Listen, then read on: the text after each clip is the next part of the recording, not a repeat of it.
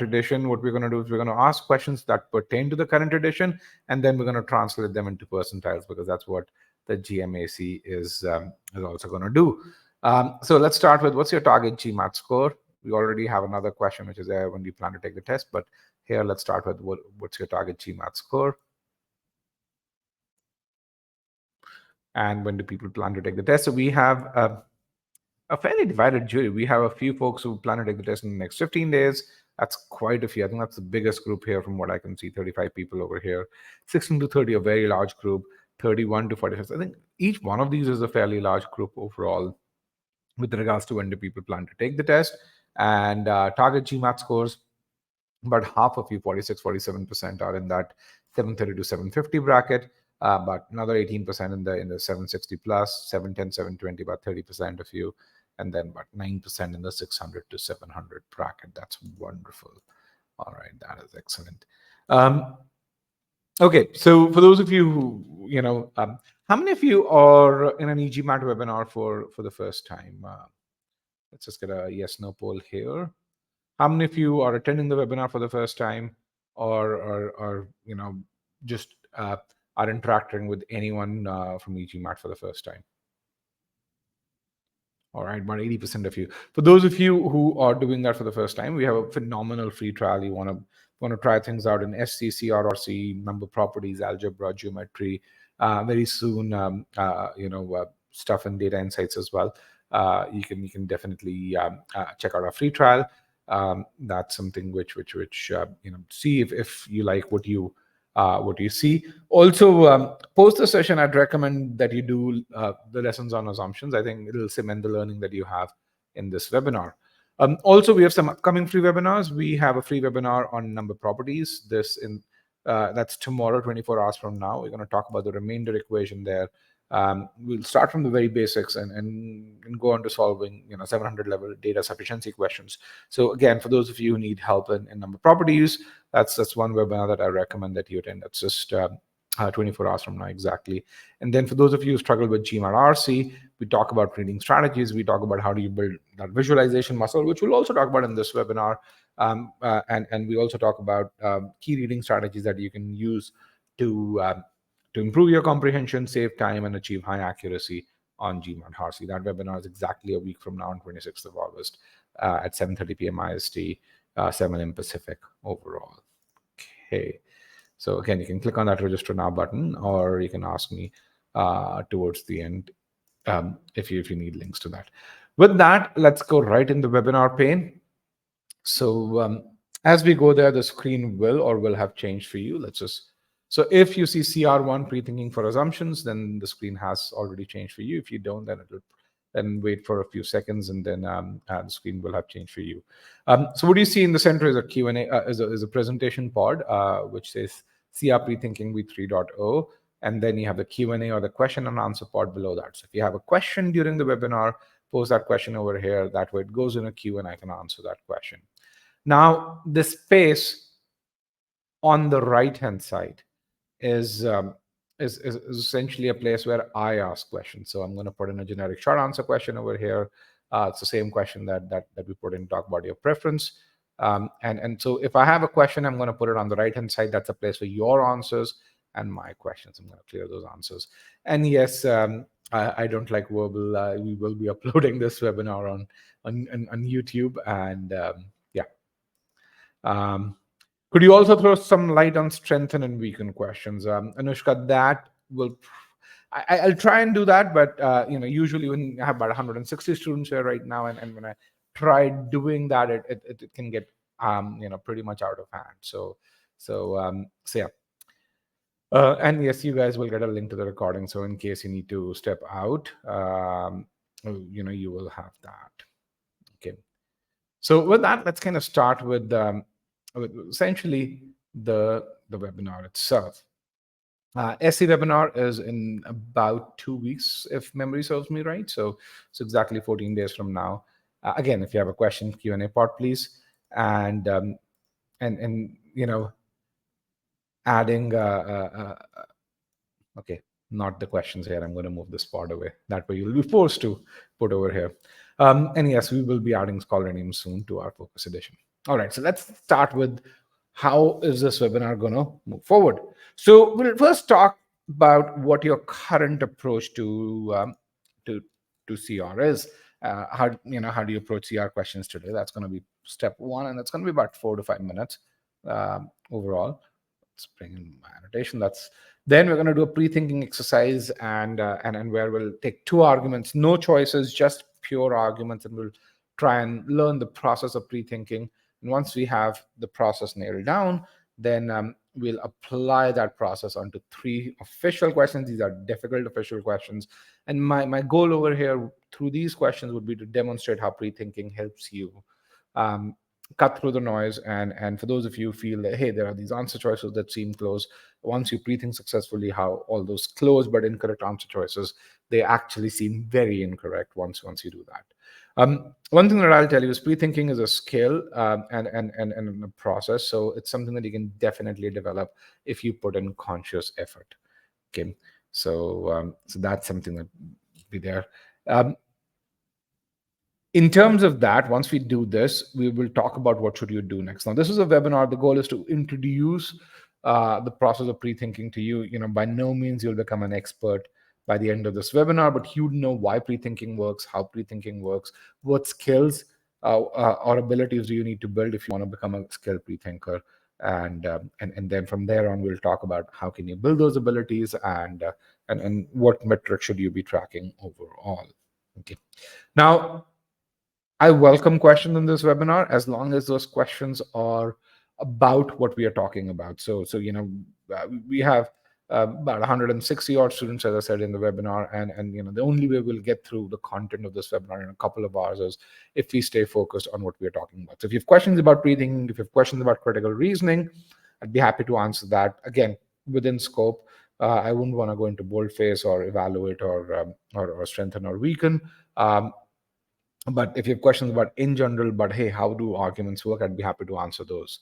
And then if you have other questions which are more personal to you, wait till the end. I usually reserve about 15 minutes towards the end to answer those questions. Okay. So with that, let's move forward. Let's talk about your current approach to GMAT CR. Put in the poll question, and I'm going to talk about two methods that people use to approach GMAT CR overall. But before I do that, let's just talk about what pre-thinking is.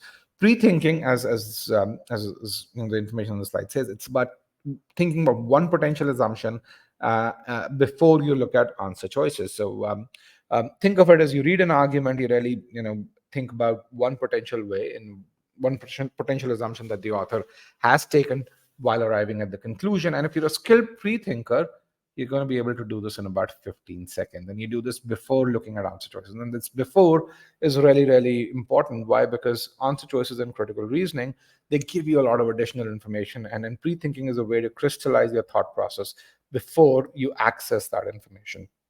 Once you start looking at answer choices, you can throw pre-thinking out of the window. That's something which is there. Now, e-GMAT was the first company to introduce the word pre-thinking overall. Before that, there was this word called paraphrasing, which was similar to predicting the answer. Pre-thinking is not about predicting the answer. It's about ensuring that you comprehend the information that's given in the argument. Okay, so with that, there are two methodologies that people follow while solving CR questions. The two methodologies are written over here. The first one is you read the argument, you go to the answer choices and do that back and forth till you reach the final candidate and you choose that final candidate. And the second one is you read the argument, you pre-think an assumption, and then you evaluate the answer choices. You go back to the argument only as necessary. So I want you to tell me, which methodology do you follow? So here's the poll question. I'm going to give you about 20 seconds to tell me the methodology that you follow.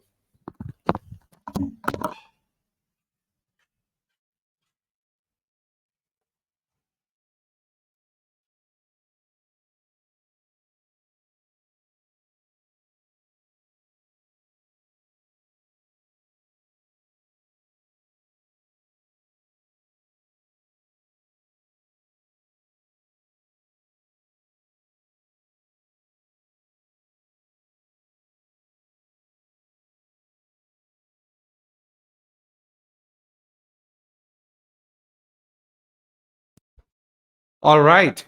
Let me broadcast results. I have about 100 answers, and 70% of you follow methodology one, where you do the back and forth.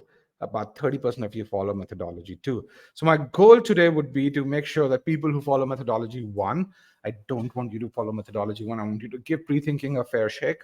And for those of you who follow methodology two, I want you to I want you to become better more skilled pre-thinkers. So about 70% are here, about 30% are here overall. What if you follow both methodologies on different questions? Um, you know, don't do that. You don't want to follow both methodologies. It'll hurt you more than help you. Um, hmm.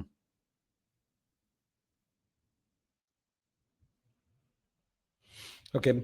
Um, but yeah, Tanya, good question overall. Just, I mean, there's a reason why people follow pre-thinking. Why? Because essentially pre-thinking works on every question type.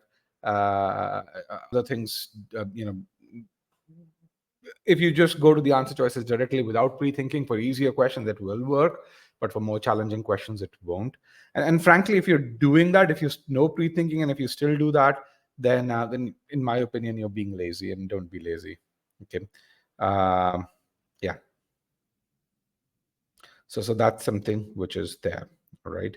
Ahmed says, I do not pre-think. I just try to find gaps and exposures in the argument. I did pre-thinking, but as I was trying to solve higher level questions, um, pre-thinking caused a lot of issues in terms of lower efficiency and wrongly eliminating the correct answer. Um, okay. So Ahmed, pre-thinking is not the same as predicting. So you were trying to predict the answer.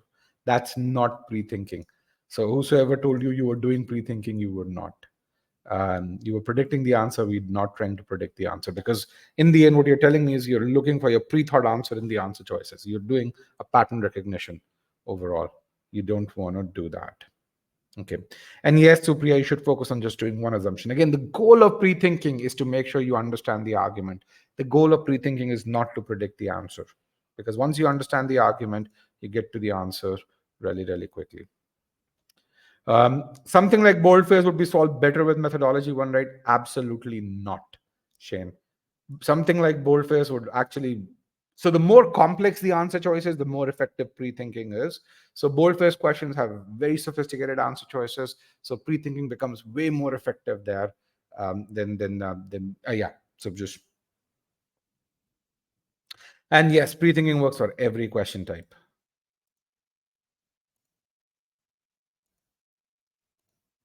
Okay. Where are people typing these questions? In the Q&A pod? Yes.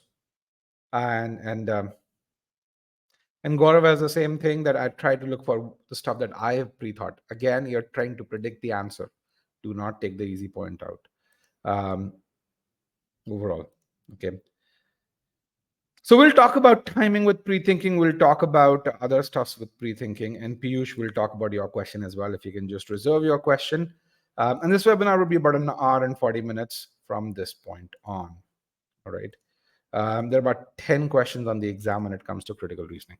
Now, pre-thinking is a skill. It's a process, but it's built upon certain abilities that you must have. Okay. So what are those abilities? Let's just talk about those. The first thing, which I think is really critical when it comes to GMAT verbal, is is the ability to visualize information. Okay. So visualizing means imagining things when once you read it. So there are a few things that we want to make sure that we learn how to visualize. One of them is going to be the conclusion of the argument, and the second is the answer choices. And as you solve questions, what you're going to recognize is if you visualize them, eliminating answers becomes really easy, and those close answer choices would not seem difficult. One of the core things you should do is try and build that visualization muscle, and this one thing would help you improve your accuracy and save time on the test. That's just absolutely critical. You love GMAT verbal once you start doing that. um, is there anyone over here, when they see quant questions, you can see through them, and even without solving, you can, in many instances, get to the correct answer just because you're able to feel the numbers? Is there anyone like that over here? With regards to quant, that happens to you, where you see the question, you say, I can see through this. I know this is the answer. I've not worked it out completely, but I definitely know this is going to be the answer. Once you build that visualization muscle, you'll be able to do something very, very similar in GMAT verbal, and you're going to see why that's the case. Okay. The second thing, so visualization happens at the sentence level. The second thing you want to focus on is connecting sentences. And then, when you think about CR arguments, you have two or three or four connected sentences, and building that logic, building that connection between pieces of information. That's where what we call as building the logical structure of the argument and understanding what logic does the author use to arrive at the conclusion. Once you have this, then we can apply pre-thinking and apply the falsification question. And when you do that, if you have that, you will see assumptions jump out at you. Okay, so that's something that is there. All right, with that, let's kind of go forward. One thing I want to tell you is each one of you can pre-think. As humans, we are natural pre-thinkers. I've had students who've gone on to work at McKinsey after their MBA, and what they come back and tell me is, hey, we pre-think in terms of our, client engagements all the time. Just because we think about scenarios that would help the client get to their goal. And in many ways, it's very similar to what we do in pre-thinking. So as humans, we pre-think naturally. And if you're able to visualize the situation, pre-thinking comes very easily, very quickly to us. And to prove my point, I'm going to give you a very simple argument, and I'm going to give you a scenario that each one of you visualizes day in and day out. And what you're going to find is that you can come up with good answers on this fairly easily. So here's an assumption. I want you to tell me, what does the author assume here? Okay, I'm going to remove broadcast results, type your answer and press enter. And I'll have the answer the moment you press enter. And then once I have about 20 responses, I'm going to broadcast results.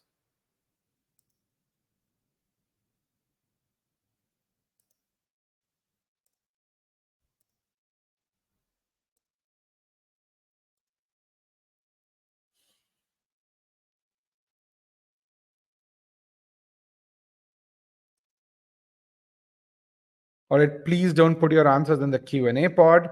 That is the place for your questions, not your answers.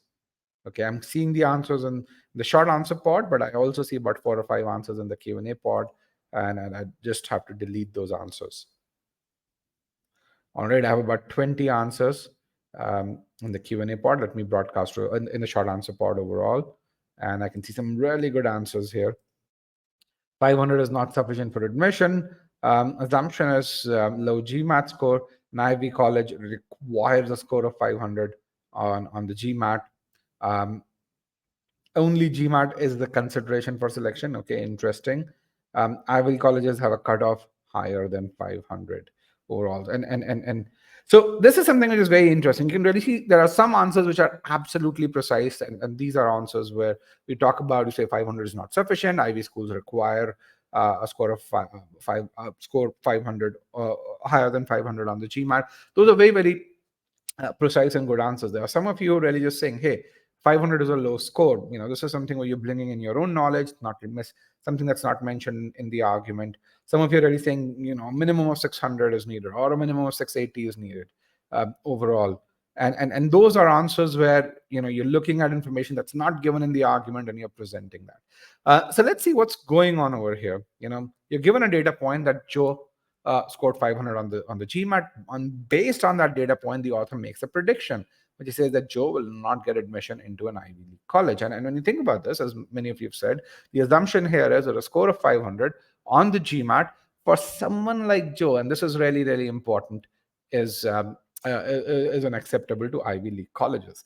And why is this someone like Joe important? Because the conclusion says that Joe will not get admission in an Ivy League college. The conclusion doesn't say that the Prince of Saudi Arabia will not get admission in an Ivy League college. So with that, since many of you were able to come up with with that one good assumption that was possible here, why don't you tell me what is the precise definition of an assumption? What's the precise definition of an assumption?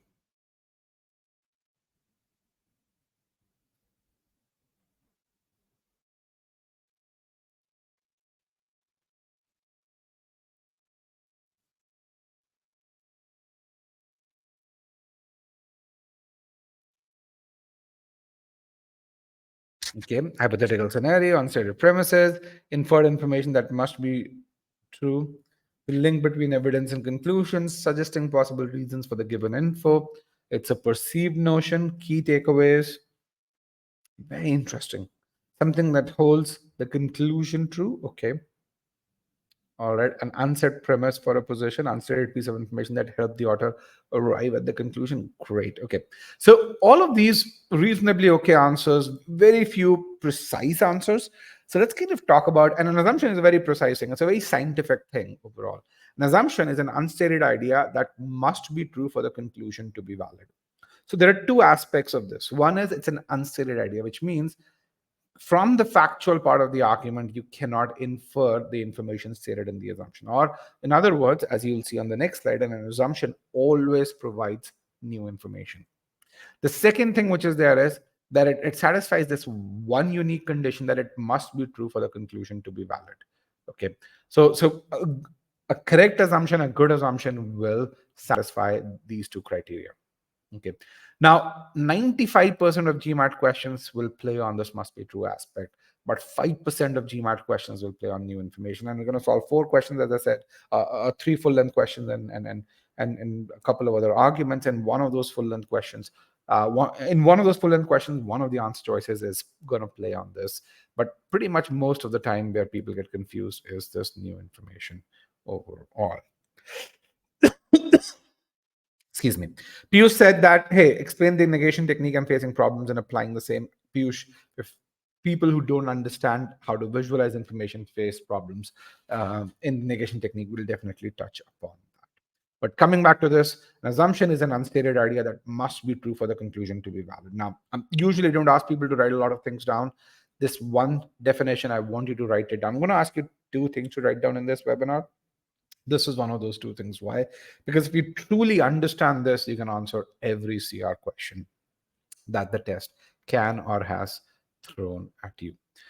And the second thing would be the definition of a falsification question. Now, at e-GMAT, we're big on visualizing information. So let's kind of see what this means. So think of this house as an argument, and with this roof as a conclusion, you have these 3 supporting statements overall. Now, each of these 3 statements, could be called a premise, because any statement that supports the main conclusion is considered to be a premise. So let's see which one of these is an assumption. To do that, let's call them statements 1, 2, and 3, so we can name them.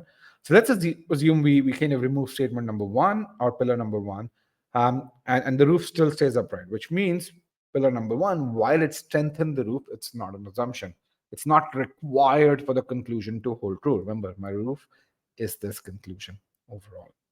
Okay, let's try and remove pillar number 3 right now. We remove pillar number 3, the roof still stays upright, which means pillar number 3 is also not an assumption. Now let's bring all of these back. Why? Because if you remove pillar number 3, of course, definitely gravity will make the roof fall down. So let's bring all of these back and remove pillar number 2. Pillar number 2 comes out, the roof caves in, which kind of is the definition of what an assumption is. So again, this is what we call as the must be true aspect, which means that if you take that pillar out, there's a way to make the roof cave in or to break my conclusion. Okay. Now, a lot of you said an assumption is an unstated premise. Yes, an assumption is definitely an unstated premise, but every unstated premise is not an assumption. Okay, so an unstated premise, for those of you who are more mathematically oriented, is a large set. An assumption is a small subset of that, which is completely embedded in that. So an unstated premise, in other words, is a strengthener. An assumption is a very specific kind of strengthener that satisfies this must be true condition, or that is an essential pillar, one or the same thing. Okay, must be true. And you'll kind of make me see this, make me repeat this, or you'll hear me repeat this information again and again. That must be true means that if the information provided by the assumption is not true, then the conclusion can no longer hold true. Okay. So what does falsification of conclusion mean? And for the next 10 minutes, I'm going to go slow for some of you, but again, I want you to kind of bear me for those 10 minutes, because we're going to apply the same framework when we get to more challenging questions. And if you understand that framework, you're going to find that applying that becomes a lot easier. So we have the same argument you can see over here. So what does falsifying the conclusion mean? Falsifying the conclusion means that, hey, if Joe gets an admission into an Ivy League school with a score of 500, then my conclusion is falsified. So how do you evaluate whether an answer choice is correct? Um, so so so let's kind of look at this overall. So this was a correct answer, and really say, okay, let's evaluate whether this is the correct answer. We came up with this, we know it's a correct answer, but let's just apply the framework to that. And we say, does it satisfy the must be true condition? Or in other words, will Joe get admission if the information on the left is no longer true? Now, here's something that you ought to know. If the information, if you say a statement is not true, then automatically what you're saying is its negated version is true. So when you say that this statement is no longer hold true, what you're automatically saying is that this statement becomes true, which means the score of 500 on the GMAT for someone like Joe becomes acceptable to Ivy League colleges. Now, what happens when this statement becomes true? Does Joe get admission? Absolutely. Why? Because if a score of 500 is acceptable to Ivy League schools, then I, as an author, cannot say with 100% certainty that Joe will not get admission in an Ivy League college. And this is the must be true aspect of the correct answer choice. Now, some of you may be saying, hey, Rajat, how can you say that if I say a statement is not true, I'm automatically saying its negated version becomes true? So let's kind of take a look at a couple of statements here. When you say, let's take a statement, Harvard has the best MBA program, and if you say, what if that statement is not true? If you say that that statement is not true, what you're automatically saying is that Harvard does not have the best MBA program, or an MBA program that is just as good as or even better than Harvard exists. Are you not saying that? If you say, hey, this statement is not true, by default, you are saying this. Correct? Yes, no? Yeah. Get a few more people to say yes. Perfect. Let's take another example. John runs faster than David. If you say that's not true, by definition, what you're saying is John does not run faster than David, or David is just as fast, or David would even be faster than John. Okay. So when you say a statement is not true, by definition, you're saying its negated version is true. Okay. So this is the must be true aspect of it. And it comes from the fact that the definition of an assumption is that it's an unstated idea that must be true for the conclusion to be valid. So everything in CR is very, very logical. It comes from the definition of what that entity is. Okay. It also cuts the other way, which means if when you think about an incorrect answer choice, then the conclusion will not break down in the presence of the negated instance of that answer choice. This is essentially what I'm talking about is the negation test. Let's take another example. So the answer choice that you're trying to evaluate is this one. A score of 500 on the GMAT is not a good score. Is it a must be true statement? Let's kind of look at this. Is this must be true? Or in other words, will my conclusion break down if this statement no longer holds true? Now, if this statement no longer holds true, its negated version becomes true. The same process. Okay. So, which means a score of 500 becomes a good score. Now, does it break my conclusion? Absolutely not. Why? Because, when you think about the conclusion, this is not predicated on the fact as to whether, the score of 500 is considered good or bad. It's just the author is saying, hey, Joe received a particular score, and because of that, he will not get admission into an Ivy League college. Or in other words, as is written over here, the logic of the argument doesn't change even if you replace 500 with 700. Okay. Let's take another answer choice. The quality of an applicant's essays does not play a significant role in deciding whether that applicant gets into an Ivy League college. Is that must be true? Let's evaluate that. Okay. Will the conclusion become invalid if this statement no longer holds true? Or in other words, its negated version becomes true, which means that your essays start to play a significant role. Will my conclusion break down? Will Joe get admission into an Ivy League college? The answer is not really. Why? Because if even though your essays may play a significant role, if Joe doesn't get the bare minimum, he will not get into an Ivy League school. Okay. Now, this was what we call as a very laborious way of coming to the answer, of evaluating the answer choices. But it's really important to know this, because when you get stuck sometimes, knowing this will give you the tools to do that. Let's look at the question again. Question in the Q&A part, please. Does this mean that if we wrote that Joe got 700 and the conclusion will still be? Yeah, I mean, the author who's written this question would still have this. Yeah, absolutely. Again, remember, you're given a data point, you're given a conclusion. Okay, you're not to question that. One of the things that I tell people is when it comes to GMAT CR, it's a test of logic. If on the factual part of the argument the author says, the sun goes around the earth, you're not to question that because that's the factual part of the argument. Then based on this, the author may conclude, hence the earth is bigger than the sun. Now you can doubt that conclusion, but you cannot doubt the facts on which this conclusion is based. Okay, so let's move forward. So again, in this webinar, we're going to try and build the conclusion is very specific to someone like Joe. Okay, that's something which is there. Now, Camille, thank you for putting the question in the Q&A part, and I understand that if you're starting from the very basics, it can be a bit daunting as to whatever we talked about. So I'm going to share this PDF with you.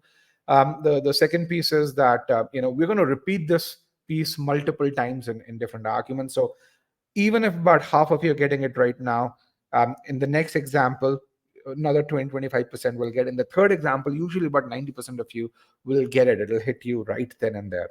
So don't worry about it, and because we're going to repeat this process again and again, and you're going to really see it being applicable to extremely challenging questions as well.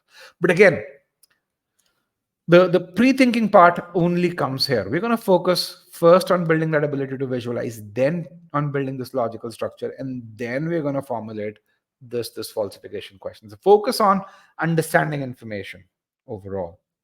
Okay, and as you focus on understanding information, by the third question, you're going to start following a lot more. Okay, just the takeaway for the correct answer choice, what's going to happen is the conclusion will break down when you negate in the presence of the negated version of that answer choice.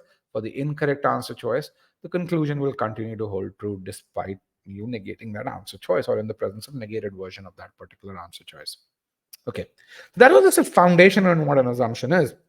We've gone through the free trial. The introduction to assumption covers this piece. If you want to revise this, go back to that introduction to assumption. You're going to get much more comprehensive overview of what an assumption is, and in general, the fundamentals of an argument and what an assumption is than what I've been able to do in the last 12 to 14 minutes or so. So now let's kind of move towards pre-thinking. And the way I want to do this is I want to do it as an exercise where I'm going to give you an argument. This argument is going to be a bit more complex than the first argument that we looked at. I want you to tell me what does the author assume here. So there will be no answer choices because I want you to start to think from scratch. I don't want you to get a hint from the answer choices.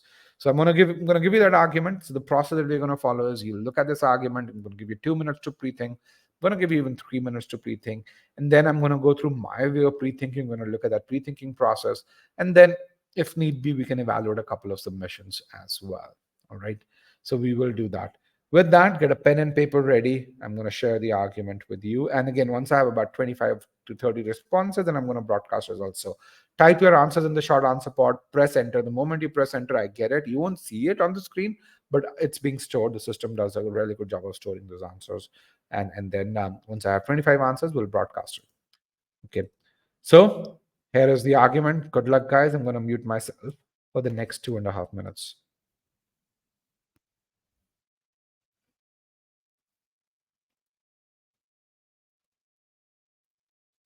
CR1 Prethinking. Copyrighted Adobe.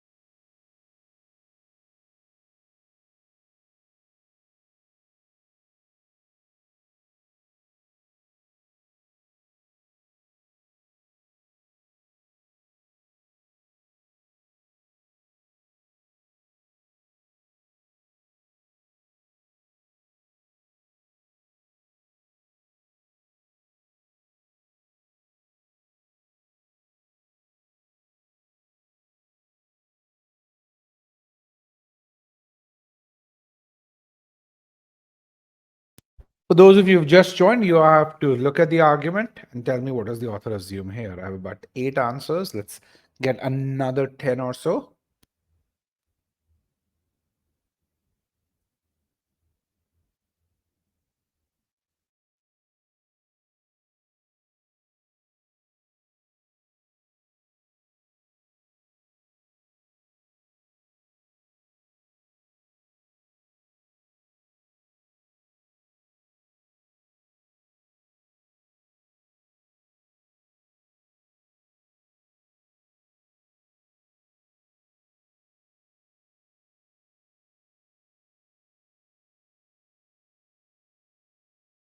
All right, I am going to give you another 4 to 5 seconds before I broadcast. 3, 2, and 1. I'm going to broadcast results, and you can see that there are a variety of answers here in the short answer pod. Again, guys, please don't put your answers in the Q&A pod. These are for your questions, not for your answers. Okay, it says Q&A, which means question and answer. Your questions, my answers. My questions, your answers go towards the right hand side. Okay, first of all, thank you for the phenomenal participation. I have some really good answers. I kind of, when I look at the answers, I kind of divide them into 3 buckets. Bucket one is where people are dabbling, or they've not understood the main conclusion. They're dabbling around the information in the argument. Bucket two is where people have, they have a reasonable amount of experience in solving CR questions.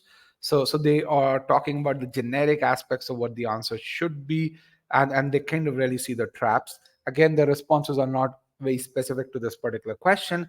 And then bucket three is where the responses are absolutely precise and around this. And by the time you get in the next 10 minutes, you'll know if you are which bucket you are in. Okay. So just kind of talk about how you're going to approach this, and I'm going to let you guys read through this variety. But I mean, one thing I'm really happy is with the level of participation. It's not easy to type something out and really say, hey, this is what I think is the assumption, judge me on it. So bravo to you guys for having the courage to participate. Thank you very much. It just helps me understand where you are, and it also is fun when I see these responses overall. So one thing we're going to really do is we're going to visualize everything. That's something which is really important. But before that, we're going to isolate what this conclusion is. Then we're going to build that logical structure, and then we're going to ask the falsification question. And let's talk about what is this pre-thinking or the falsification question first of all. Now, this falsification or pre-thinking question comes from the very definition of what an assumption is.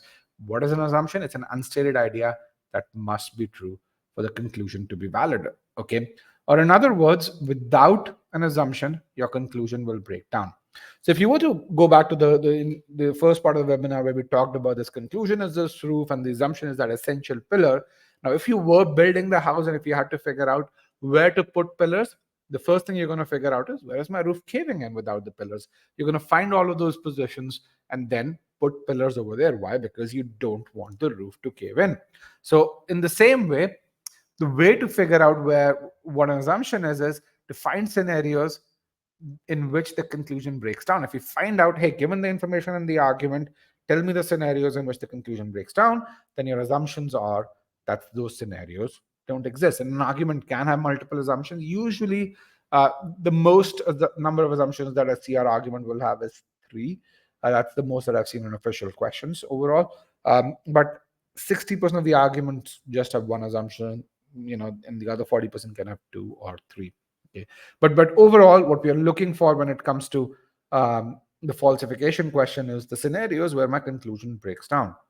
So my falsification question, regardless of the kind of argument that you would have, is under what circumstances, given the facts in the argument, will my conclusion break down? So this is the second thing that I want you to write down, because I'm going to ask you to recite this question again. I'm going to ask you to recite the definition of an assumption again and again as we go to more complex questions.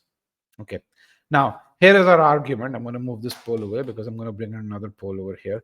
The first step is to find the main conclusion. So I want you to tell me which statement is the main conclusion here. Let me clear all answers. And here are 3 statements. Tell me which statement you believe is the main conclusion. get your responses. Which statement do you believe is the main conclusion? I want to see, I have 150 odd students right now, I think, in the webinar, 152. I want to see at least 100 responses. Come on, you guys all did the pre-thinking, the argument. You should know the argument inside out now. And I have about what, 72, 73, 90, close to the arguments right here. It's just in 3 sentences. So Priyanka, you don't need to go back to the argument. All right, I have more than 100 responses. That is phenomenal. I'm going to end the poll. I'm going to broadcast the results. 53% of you think statement two is the main conclusion. You guys are absolutely correct overall. So this is your main conclusion. This is your main conclusion overall. But you can really see, but half the people think either statement 1 or statement 3 is the main conclusion. Let me move this out over here and bring the other poll over here. Now, a lot of people, think statement 1 is the main conclusion because they see this word concludes, and they think, okay, because the word conclusion, the concludes is there, so this must be the conclusion. Okay, people who chose statement number 1, is that why you guys chose statement number 1? Okay, remember, the main conclusion in an argument is always by the author of the argument. And when you think about statement number 1, this conclusion is by this paper overall. All right. And so this conclusion is made by the paper. So statement 1 is not the main conclusion. Statement 1 is essentially written as context to the argument. Okay. The person who says statement 2 and 3 seem to support statement 1. How does 2 and 3 seem to support statement 1? Statement 1 is a fact. It doesn't need any support. It is considered as universal truth, the way it's written in the argument. Okay. Again, remember, the author of the argument, do you think the way this argument is written, it's written to make statement 1 more believable? No. Why do you think this argument is written? The person who wrote this argument, why do you think he wrote this argument? What's the purpose of this argument?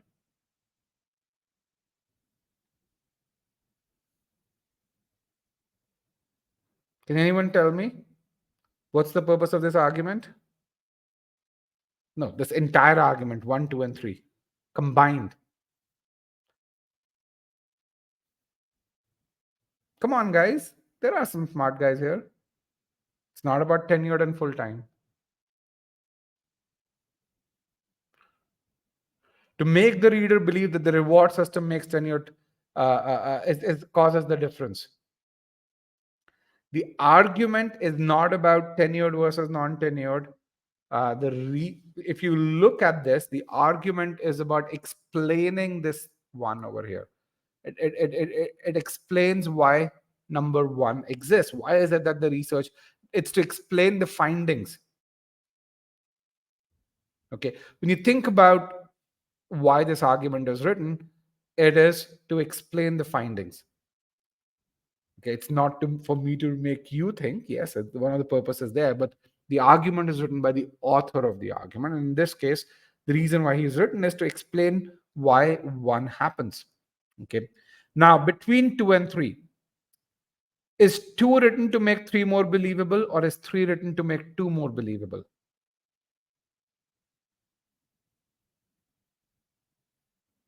Is 3 is written for 2? Absolutely. When you look at 3 and 2, the criterion for rewarding tenured faculty places greater emphasis. It is written to support statement number 2. Okay, 3 is written for 2. All right, which means 2 is your main conclusion, 3 is a premise. Okay, that's how you determine when you're confused between 2 statements. That's how you determine.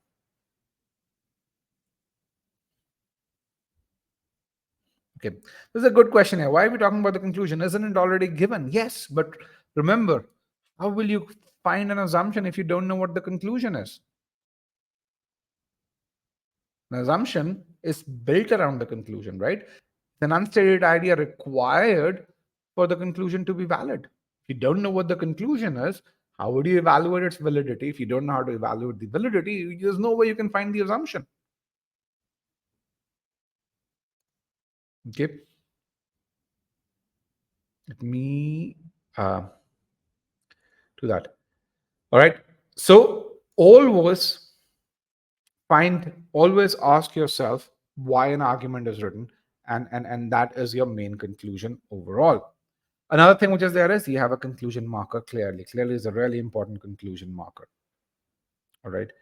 Um, Charan says, is one background information or fact? Both. One is context, it's background information and fact. A fact is any entity in an argument that you're not going to that you're going to consider 100% true. A fact can act as evidence. A fact can also act as context.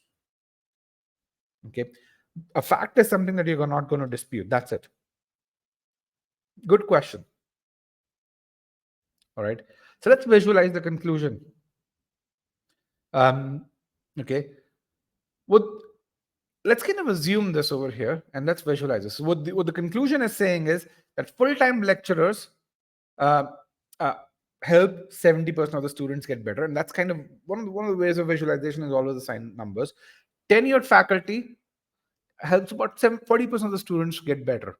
Okay. So have significant improvement in their learning outcomes. That's kind of one way to visualize it. And the other piece that conclusion is saying is that difference between 70 and 40% has to do with the reward system for the former. Okay. Has to do with the reward system for the former. And that's something that's really, really important. And just you have to visualize it to a certain level so you can really see this. Now, remember, the conclusion isn't saying that tenured professors are useless. It's just what it's saying is that they're not as effective as full-time lecturers. Where did I get the percentage? I made them up. Yes, absolutely. It's just you've got to make numbers that you can feel. All right, and to visualize. Yes, thank you. Absolutely. You could have used 60-30, you could have used 80-40. They're all okay. Just don't use 41-42. That's difficult to visualize. Yeah. And you'll see me make numbers up all throughout this session. Okay. Hence is a way, and there are many conclusion keywords that are there. Okay. So let's look at this. Is now we're kind of building the argument structure here. We know this is the main conclusion. Okay. Now we're going to talk about statement number 3, and let's see how well you read. Hold on. Whose reward system does statement 3 talk about? You have statement 3 over here. I want you to tell me whose reward system, in your opinion, does statement 3 talk about?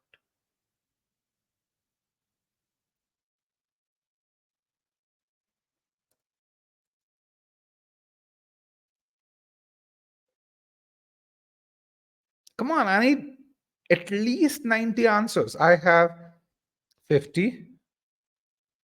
There are options here, just tenured faculty, just lecturers, both tenured faculty and lecturers, or neither of them. But 70 answers, 74, 84,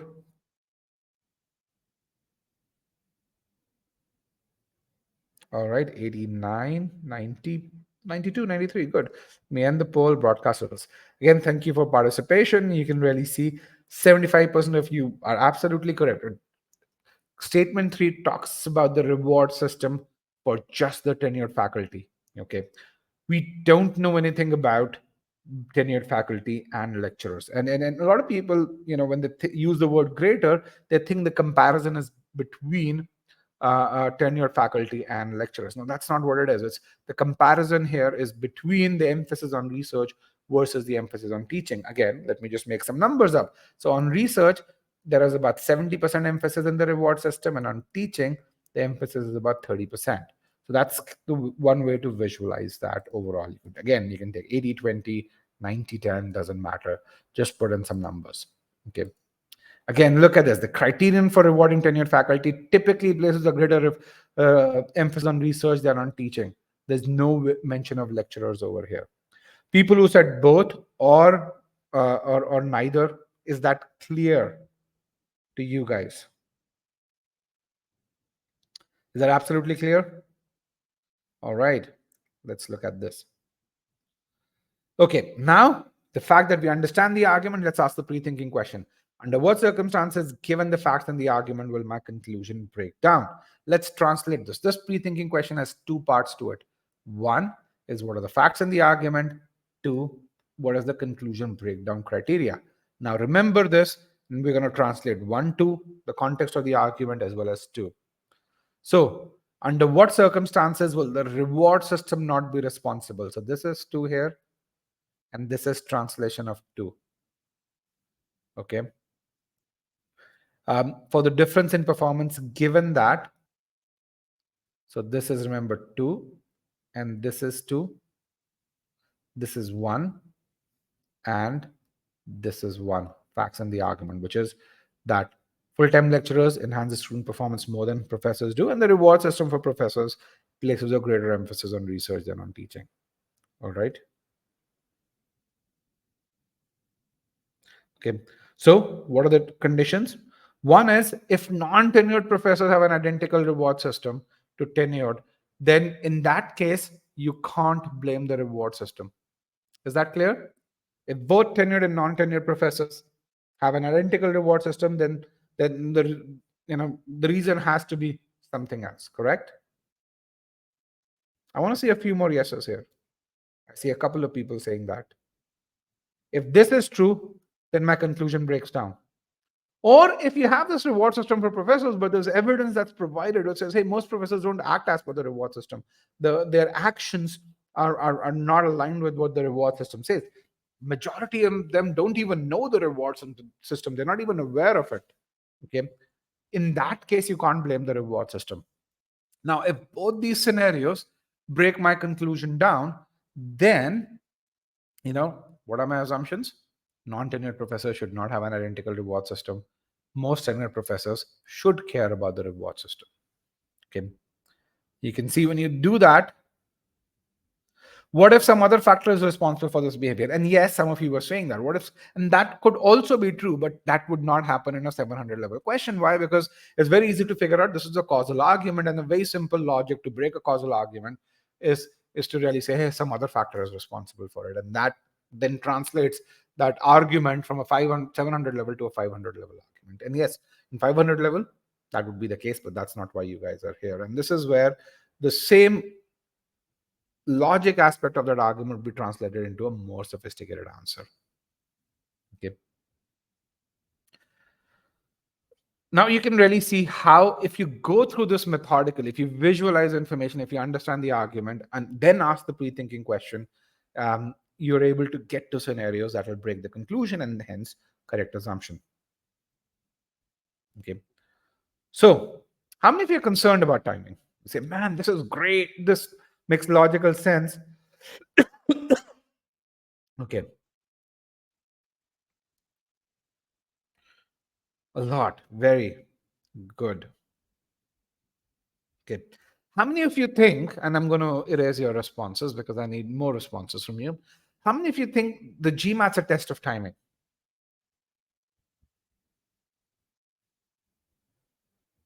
Okay, 100%.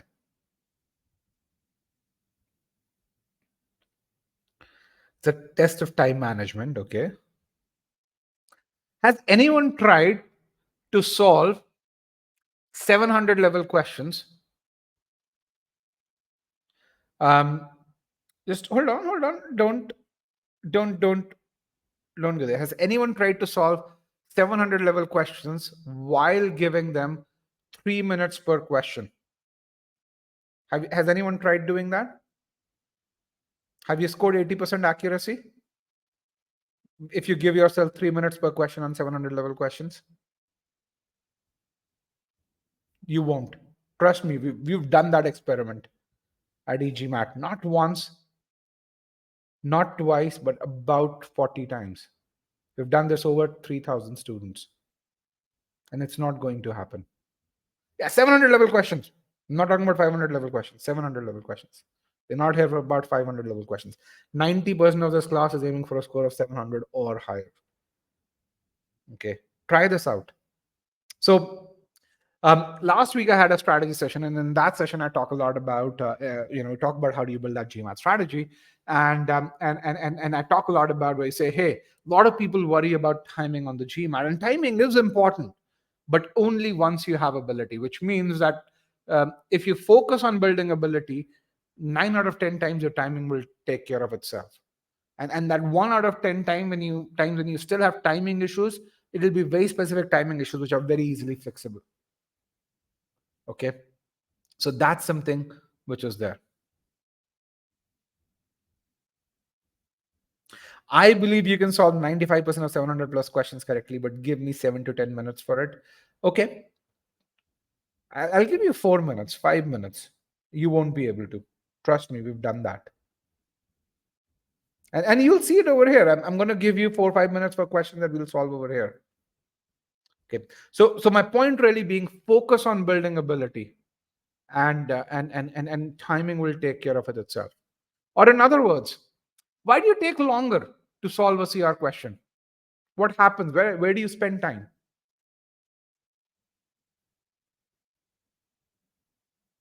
No, you don't spend time reading the text. How many words are there in an argument? Can someone tell me? How many words are there? No, a typical CR argument is about 90 words. 60 to 80 is a good number. Between 70 and 90. 100, some boldface can go to 100, 110, but most strength and weaken, evaluate, logically complete, paradox questions are between 70 and 90 words or so. Okay, so you can't spend 5 minutes doing that. You spend time doing back and forth, as some of you said. For those of you who are confused between two options, what do? You go back to the argument, then come to the option, go back to the argument, come to the option. Correct? So how does building speed help you in doing that? How does building speed help you? If you read faster,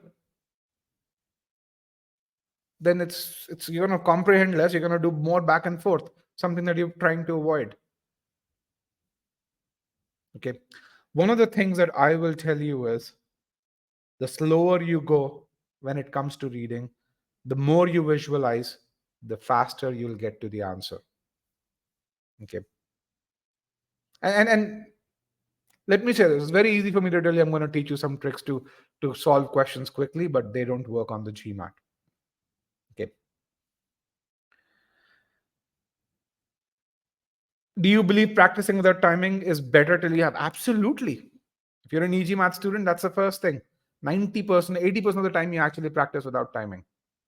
And the reason why we say this works is because if you go on GMATLab, look at 700 plus scores, 60% of all 700 plus scores are reported by e-GMATers, which means if you look at everyone else combined, uh, you know, um, that's about 40% of 700 plus scores. And you can go back 1 year, 2 year, 3 years, 4 years, the start would still remain the same. And GMATLab does a really good job of chronologically organizing scores.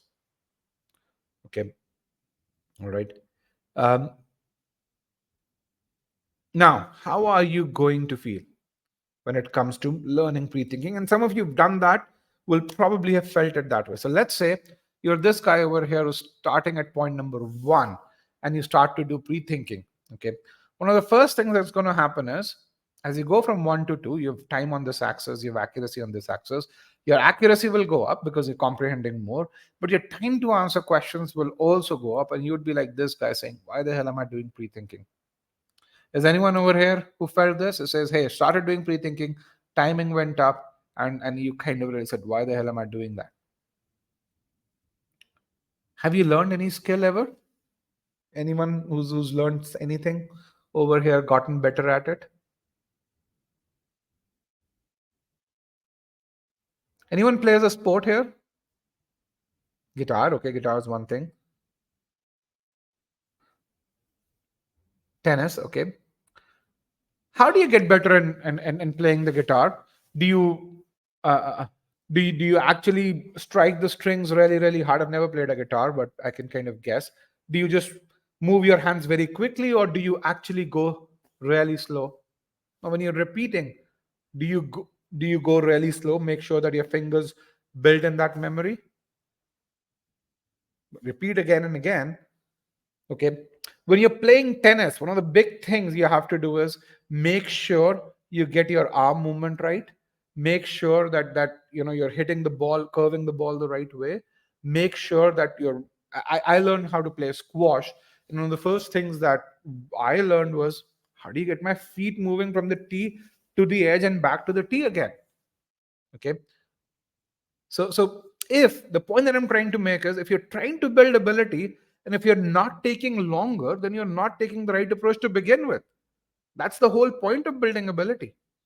Because you're building something, which means you don't know it, which means you don't possess muscle memory, which means you need to work towards building muscle memory, which means you're gonna go slow, you're gonna slow down. That's how we build memory, muscle memory, right?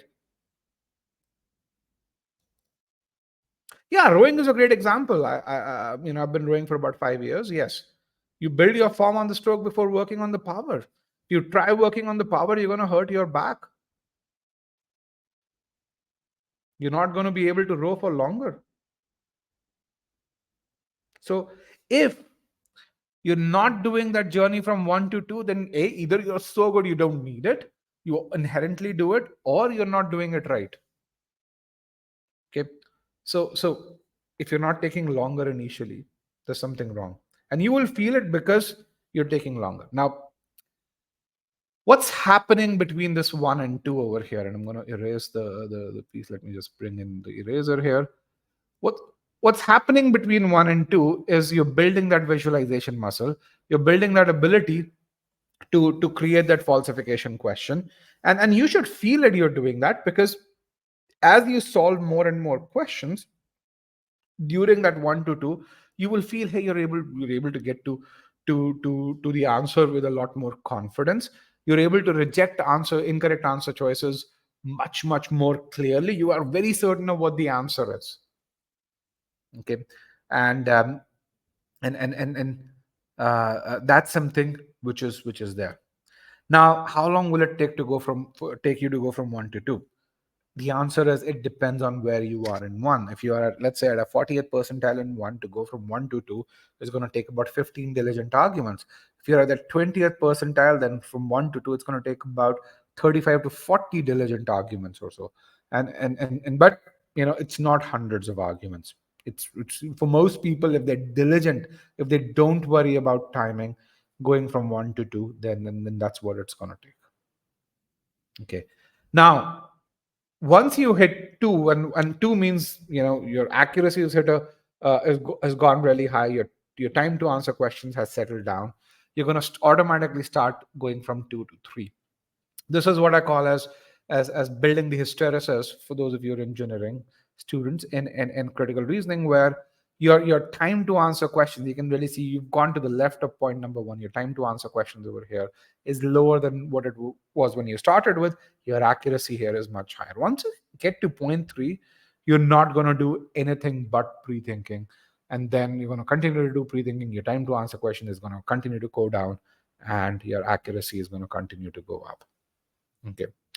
Um, the situation where you're saying the problem is the muscles have become strong, but I still have problem in time management.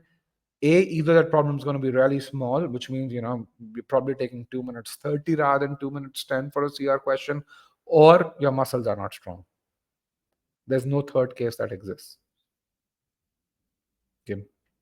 Here is some anecdotal validation. We talked about the success, but anecdotal validation. So this is one of the students who said, understand the passage completely, take your time, equally important, pre-think an answer before looking at an answer choice. Probably this one word will have the most impact on your GMAT score.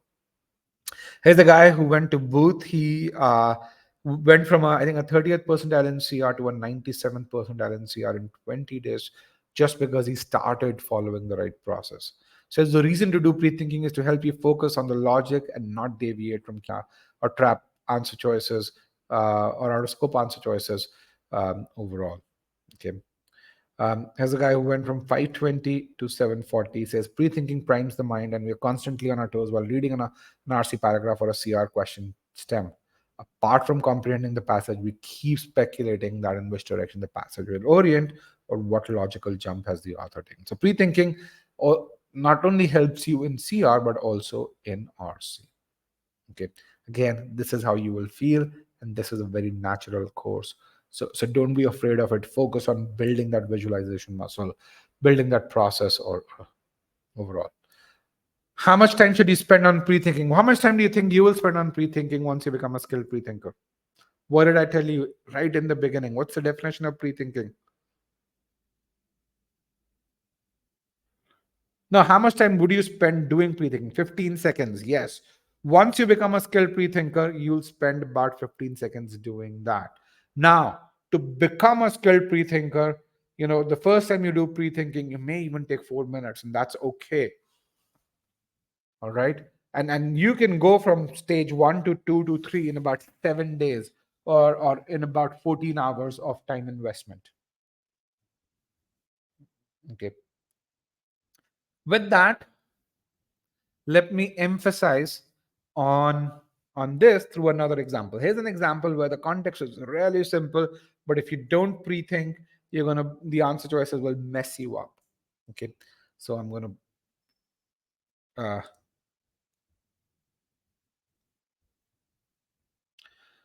so here's the poll. I'm gonna answer Olivia's question, and then we're gonna go over here. So Olivia says, when training, how do we know that our pre-thinking goes in the right direction? Would the fact that an answer just corroborates with our pre-thinking be a good indicator? Olivia. Oh, so Baptiste, I think that's a good way to say that. Yeah. So how would you know? So I think a couple of things would happen. First, one is that um, that essentially your answer choice, either you pre-think the correct answer, or B, the logic that the correct answer uses is the same logic that you thought in during your pre-thinking. That's something which is going to happen. The second thing is that you're going to be able to reject incorrect answer choices with 100% confidence, or as my co-founder Pyle says, with 200% certainty. So both of these will happen, and you'll know it. Okay. So with that, I'm going to mute myself, and I shall. Here is the question. Here is the question, guys. Good luck.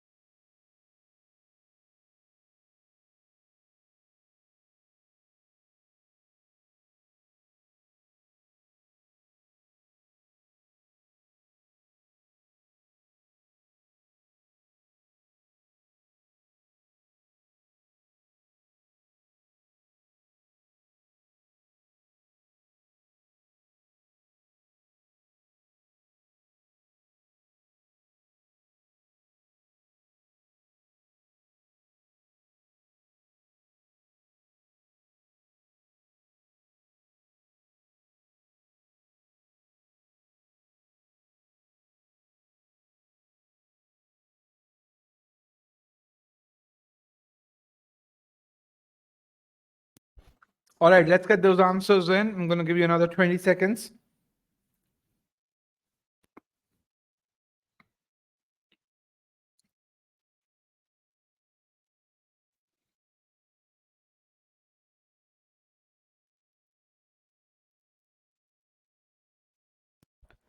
Five, four, 3, 2, and 1. Let me end the poll. I'm going to broadcast the results so you guys can see how you guys polled overall.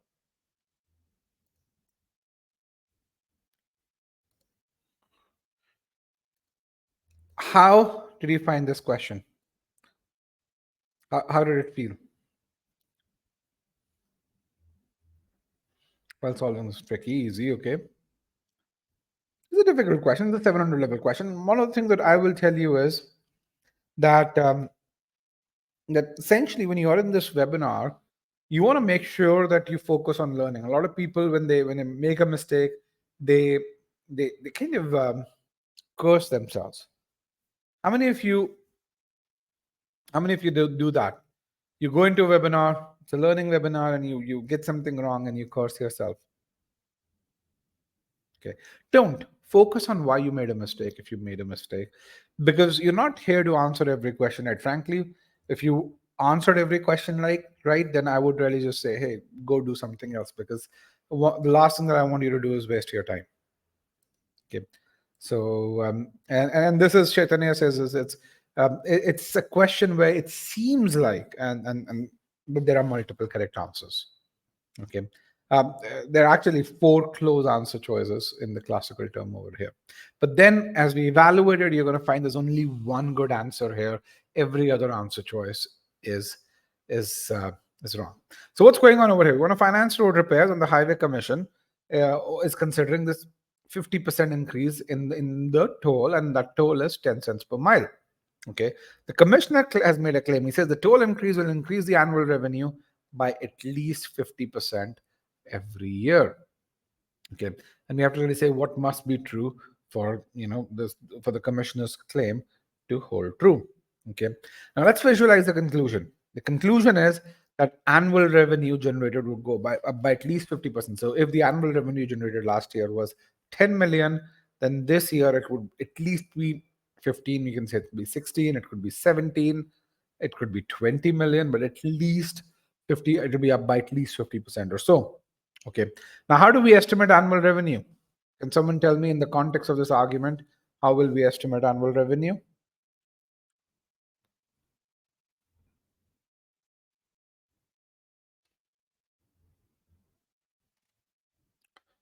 Okay. Total distance times rate per distance. Good. Price times total miles. Okay. Cars passed times toll rate. Okay. Number of miles times 10 cents. Is it 10 cents for next year? Now, some of you are really saying number of vehicles. How do you see vehicles in this argument? Do you see vehicles over here at all in this case?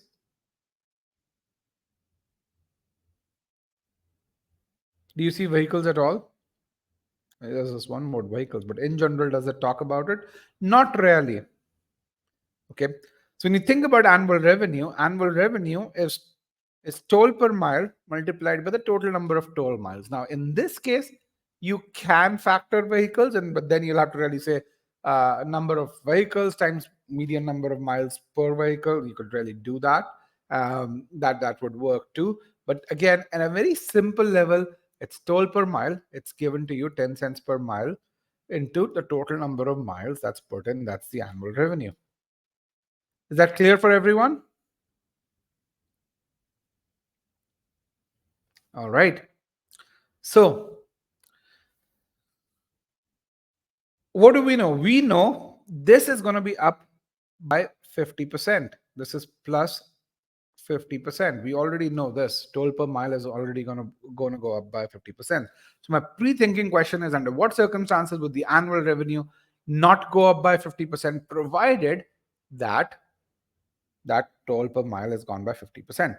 Under what circumstances will my conclusion break down, which means the revenue not go up by 50%, given the facts in the argument, which means my toll per mile can be is increased by 50%. All right. Though the person who said there could be other means of revenue, though not given, then which means you're not concerned about that. Yeah, all right. You're only going to be concerned about what's given to you. That's the whole point of CR. It's a test of logic, not your general knowledge. Okay. So the only scenario in which, despite increasing the toll per mile by 50%, your annual revenue will not go up by 50% is if the total number of miles traveled decreases. Okay. So what is my assumption? The total number of miles traveled should not go down. Okay. Everyone clear with that pre-thinking? Was this difficult so far? Was this difficult? No, I'm going to go through every option. So for those of you who are concerned with, option B, C, D, or E, we're going to look at every option. Don't worry about that. Okay. Now let's look at choice B overall. And let me put in the poll question so you guys know which choice you chose. Here are your choices. So you can see the choice that you chose. Choice B was really popular. 32% of you chose choice B. Okay. Choice B says the total number of trips made on toll highway per year will not decrease from the current level. Now, can you tell me what's the definition of an assumption? What's the definition of an assumption?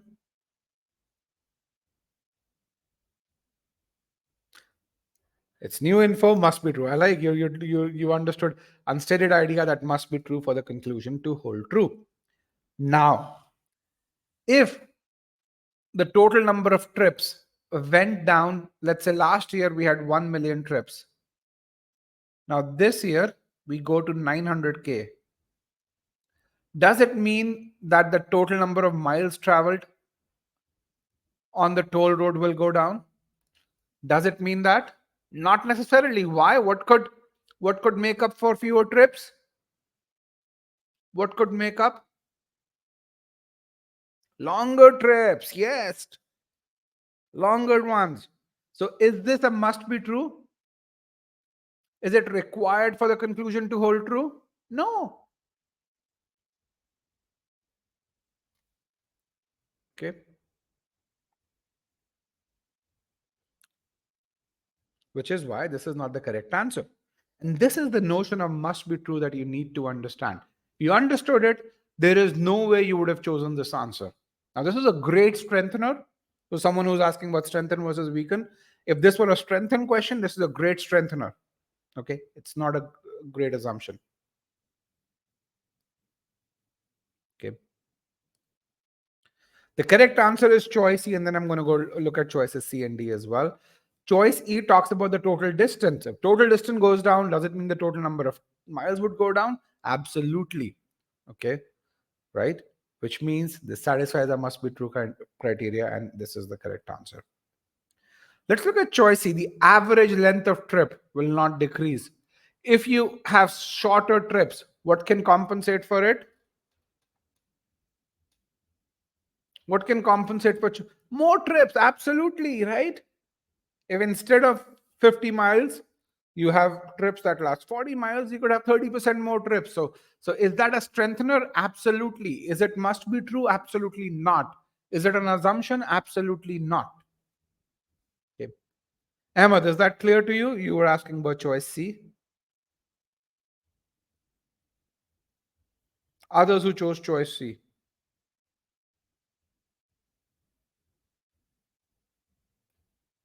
Choice E. Here's choice E. Again, this is the choice. This is the analysis.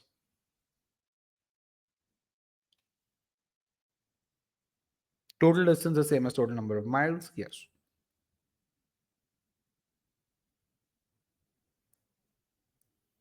Okay. Again, you'll also get the PDF. So what's your takeaway from this question?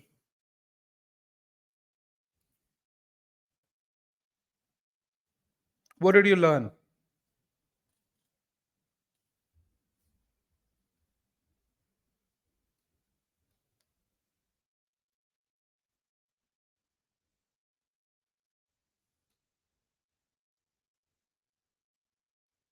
Visualize the argument, read the conclusion, read the question carefully, logically think.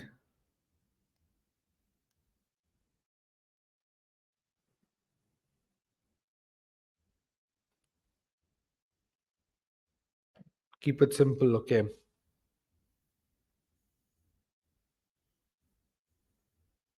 And 700 level questions, partial understanding will kill you. Let me just be very clear, because there's the reason why there's 700 level questions, right? Okay.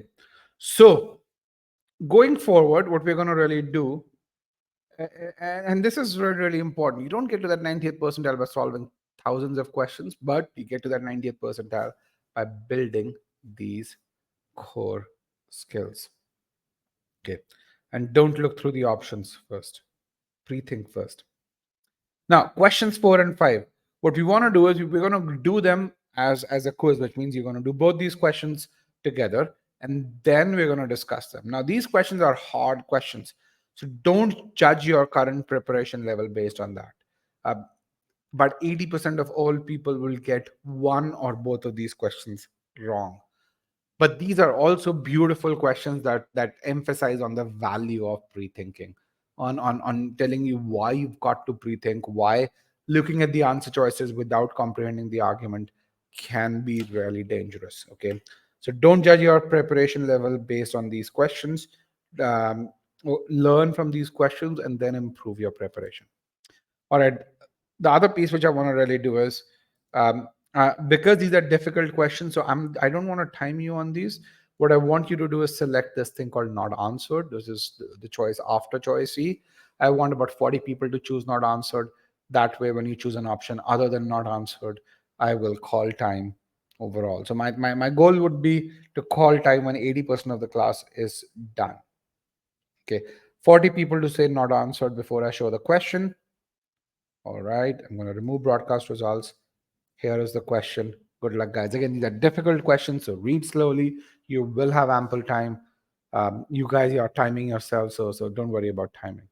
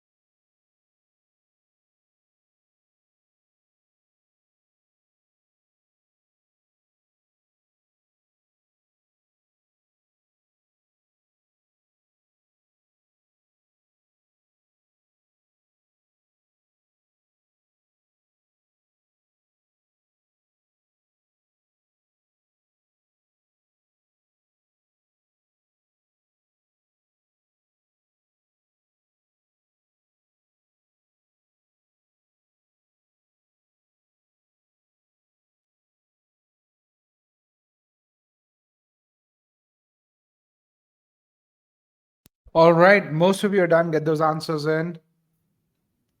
5, 4, 3, 2, and 1. Let me end the poll. I'm going to broadcast the results so you guys can see how well you've done overall. So you can see how you're done relative to everyone else.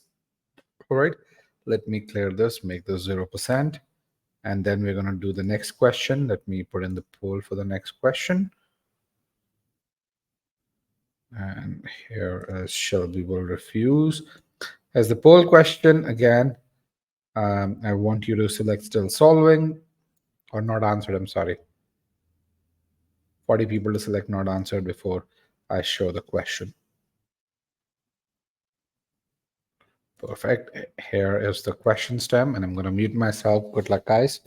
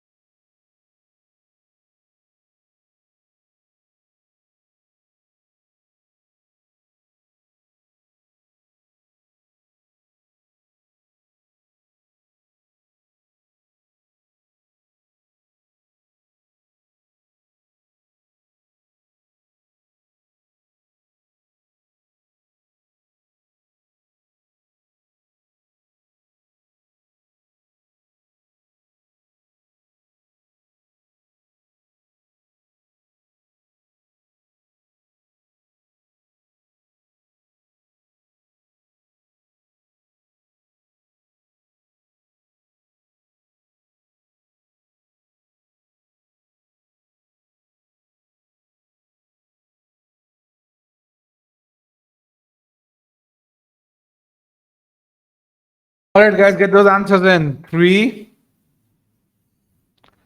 2, and 1. All right, I'm going to end the poll. Last second broadcast results. This is how you guys polled. Half of you chose choice D. Choice C is quite popular. Choice E is really popular. So we're going to now discuss these questions. How are these questions overall? How did you feel while solving them?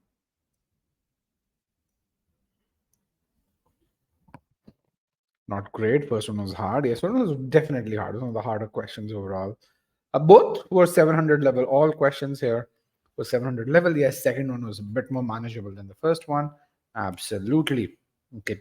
Now, a lot of people get the second question right, but they don't get it right for the right reasons. A lot of usually people know about the second question. That's why they get it right um, overall. So let's kind of look at this over here, this question. Now, we're going to go start with question number one. Let's visualize this.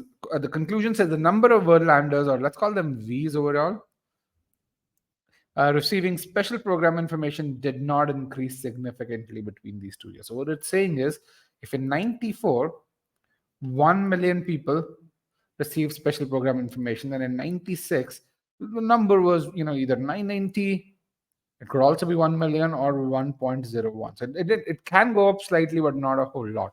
Now, there are a couple of other things that's really important. First is, we're only concerned about people from Wordland. The second thing is, we are only concerned about special program information. We're not concerned about regular programming overall. Okay, and the third thing is, we're of course only concerned about this time period between 94 and 96. Okay, now let's move forward over here. This is the entire argument. We're going to go slightly faster. So this is my main conclusion. I think most people were able to do this. Now, how does the author arrive at this conclusion? What's the logical structure? There are a couple of pieces of information that you're given. First is the number of radios, which is radios that people have in their houses, that remain the same between 94 and 96. And this is an old official question, which is why you see the timelines over there. You see the fact that it's about radios, but I can easily draw a parallel to cell phones with regards to these questions. So the kind of equipment that people have, the number of radios remain the same, more or less, between 94 and 96. My audio should be going through loud and clear, right? Because I can see the system's not telling me anything wrong about the audio. Yeah, audio should be fine.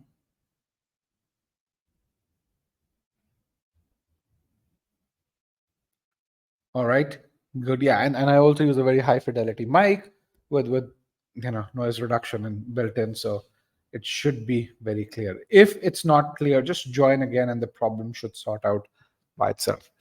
How about now? I've kind of moved the mic closer to my mouth.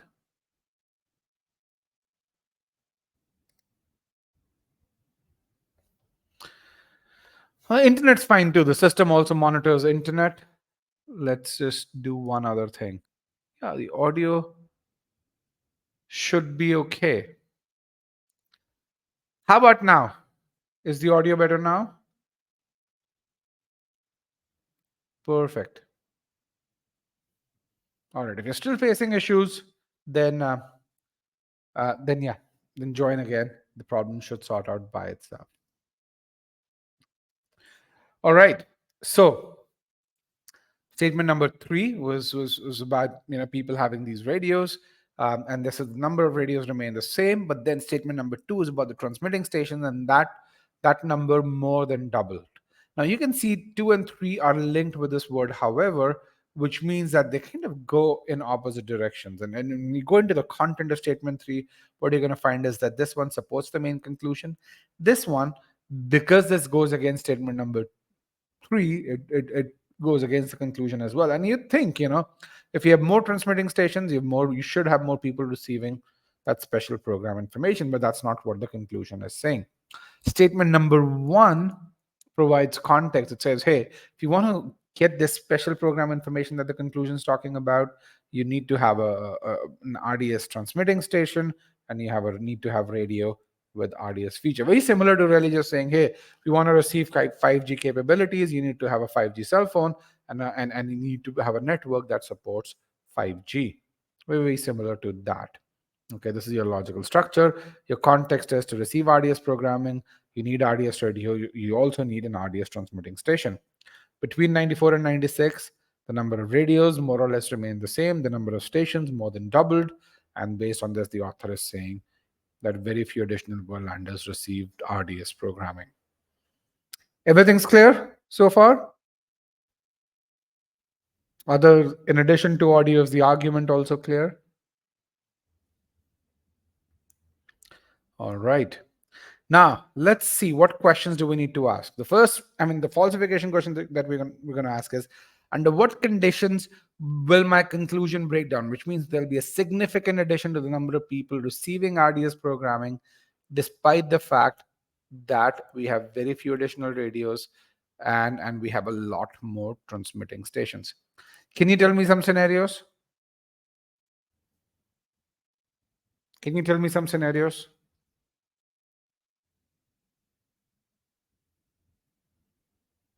In which there'll be a lot more people who will receive this audience programming despite the constraints. Yes, more than one person is listening to a radio. If you start putting these radios in Starbucks, that's going to happen. Okay. You can receive RDS via another device. No, you can't do that because essentially, if you do that, then you are going against the constraint given to you over here. Okay. If people already had RDS radios and now they are covered. So there are two scenarios in which this can happen. One is, all of these additional stations. If these additional stations now cover areas where there was no coverage, but where people had the right kind of radio, or if far more people in 96 start listening to every radio, if you, as I said, if you start putting these radios in Starbucks. Can you see both these scenarios break my conclusion?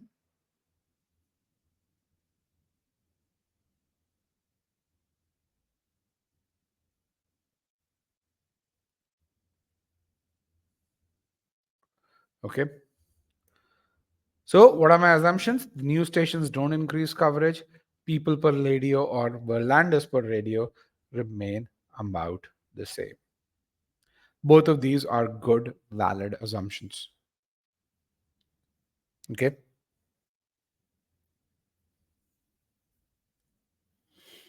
With that, let's kind of go and look at the answer choices so you guys can really see what is it that you chose. And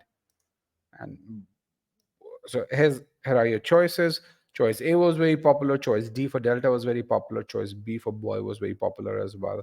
Choice C was reasonably popular. The only choice that was unpopular was choice E for elephant. Okay. So with that, let's look at this. The correct answer here is choice A for alpha. Choice A says, few, if any, of the RDS-equipped radios that began broadcasting after 94. So which are the radios that began broadcasting um, uh, after 94? These are the new radio stations. What does few, if any, mean? Few, if any, means almost none. Broadcast to people with RDS-equipped radios living in areas not previously reached by RDS station. Essentially, if you go by information from this point onwards to this point onwards, all this is saying is almost none of the new radio stations increase the coverage of RDS programming. Okay. So we're going to go through each and every answer choice one by one. This is in line with a pre-thinking one that uh, new stations should not increase coverage or should not lead to a significant increase in coverage. Let's kind of negate this. If we negate this with, say, at least some radio stations, we're going to negate almost none. At least some radio stations increase coverage.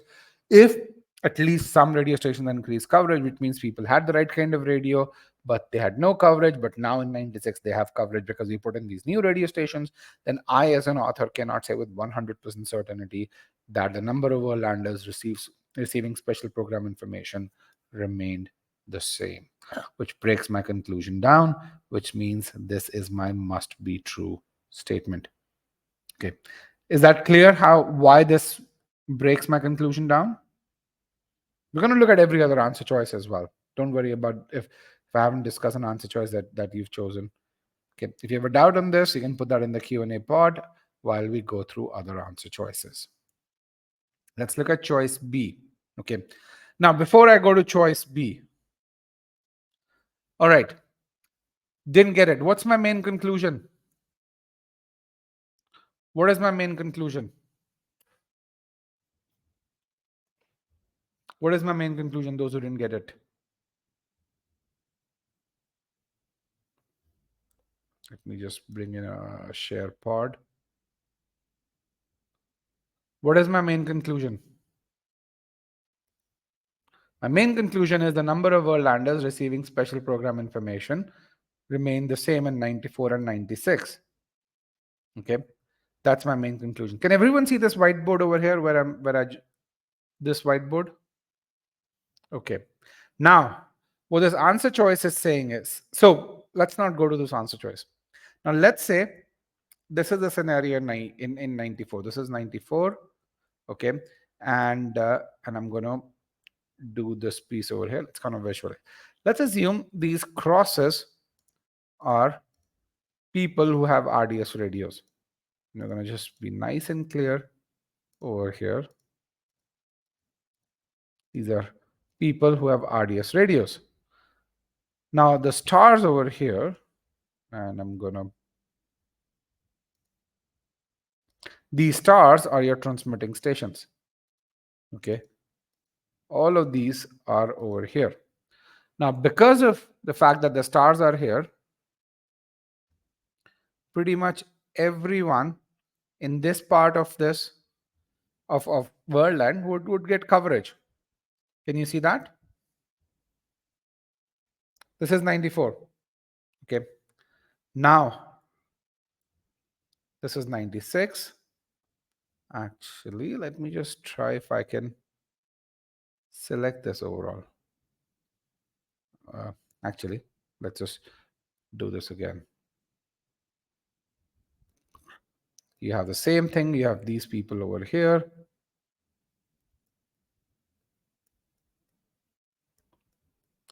Now, in 96, I definitely had these stations over here, but I start putting these new stations all of these places. What has happened to my conclusion? Can I say the number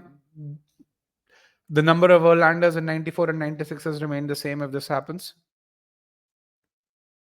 No, I can't. Why? Because I put stations all over. Okay. These people had the radio, but no stations. Now we had the same people with the radio and the station. So this is my conclusion breakdown condition. CBC, conclusion breakdown condition. This one. Okay. So what is my assumption? That this condition should not happen. Is that clear to everyone? My assumption has to be this condition should not happen, which is what this choice is saying. Almost none of the new radio stations increase the coverage of RDS programming. Okay. Let's look at choice B here, B for boy. Would the other possible assumption be the number of RDS radios in the area increase? Can that be an assumption? Can the number of RDS radios increase given the information in the argument? No. Again, you can't go against the facts and the argument. Remember, GMAT CR is a test of logic. Okay, which means that logic has to be played in with given the constraints, and the facts and the arguments are the constraints under which you need to operate. Okay, so good, valid question overall. Now, what's the definition of an assumption? What is the definition of an assumption?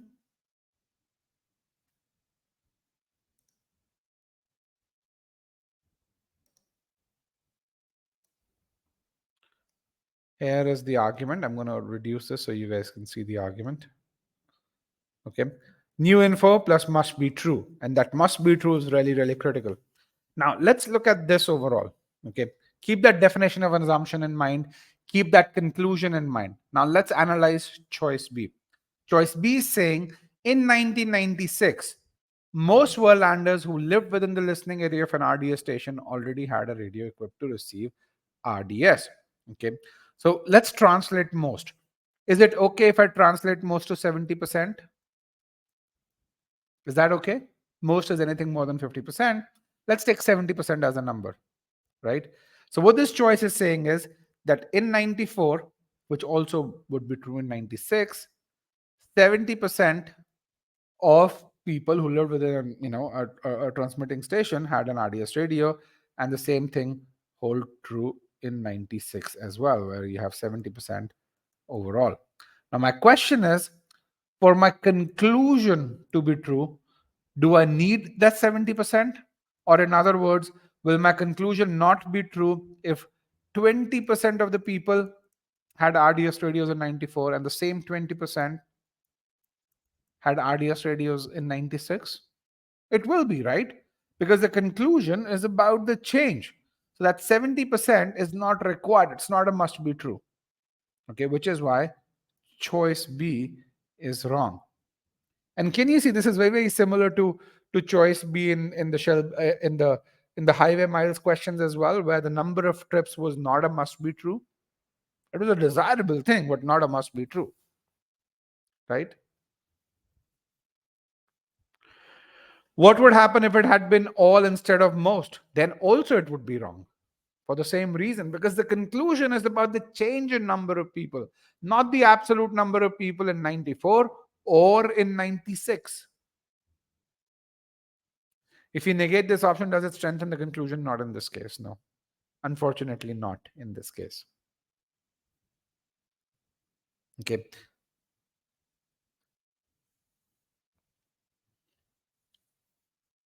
Okay. Now, let's look at choice C. Choice C says what happens to a radio station when you equip the radio station with RDS technology. Now, what is the conclusion about? What is the conclusion about? RDS programming, right? Or RDS, yeah, RDS aspects of programming. Now, if a radio station does not have RDS technology, can it even transmit RDS programming? Can it do that? No. So, in other words, what's the range of RDS programming from a radio station that does not have RDS technology? None, zero, as someone said. So, is this even relevant? If there's an impact on range, that impact on range is on non-RDS programming. It's something that we are not concerned with in my conclusion. So, I'm going to not worry about this. Okay. Let's look at choice D. Choice D says, in 1996, were landers who did not own radios equipped to receive RDS. Do we care about people who don't have the RDS radios? Do we care about those guys? No. Could not receive any programming. Do we care about any programming? In my conclusion, no. From radio stations that began to receive RDS. Why would this be must be true? It should not be. We don't care about people who don't have the right radios. We don't care about any programming. We care about people who have RDS radios, and we care about RDS programming. Okay, this is wrong, and this is wrong. This is there on these counts. We this answer choice is absolutely wrong. Okay, choice E is fairly simple. Okay, so why don't you write your takeaways from this question? And I'm going to give you about 30 seconds to do that.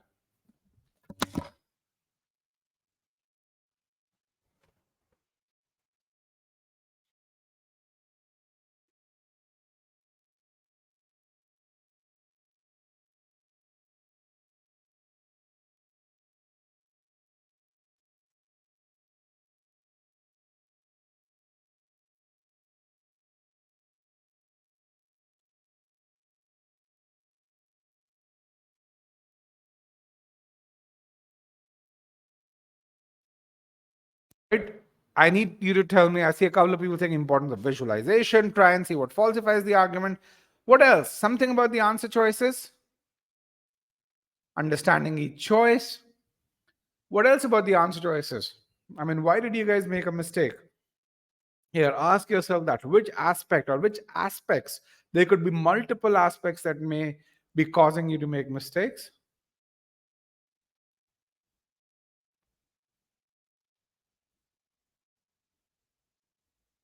Striking out irrelevant answer choices. Relate answer choices to your pre-thinking.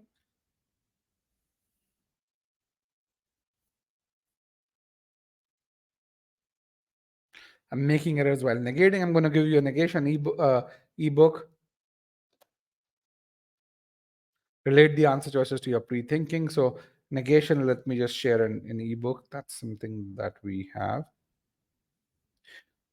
Also, we also write a lot of articles on the current state of MBA education, as well as where the GMAT's going.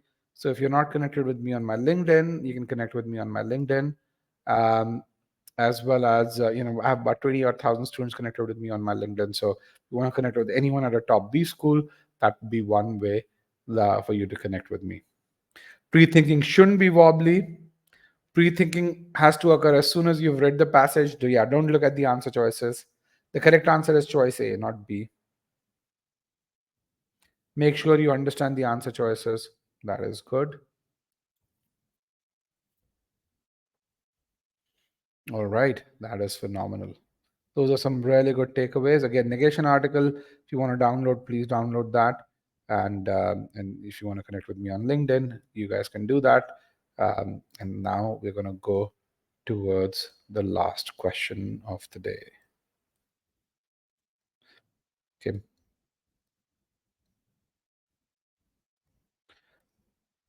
All right. Shall we will? So let me just share the poll. You guys did much better on this question. Now, a lot of people do well on this question, but I want to make sure you guys do well for the right reasons. Choice D for Delta is the correct answer, but let's see if why you made a mistake, and if you, for those of you who even got the answer right, did you get it right for the right reason? So, in what's happening in this argument? Last year we burned everything that generated a ton of ash. This year we want to reduce the amount of ash to half of what it was last year, so we're going to do a bunch of recycling. Okay, now last year, let's assume each trash can represents one truck. How many trash cans did we send for incineration last year? Can you count the number here?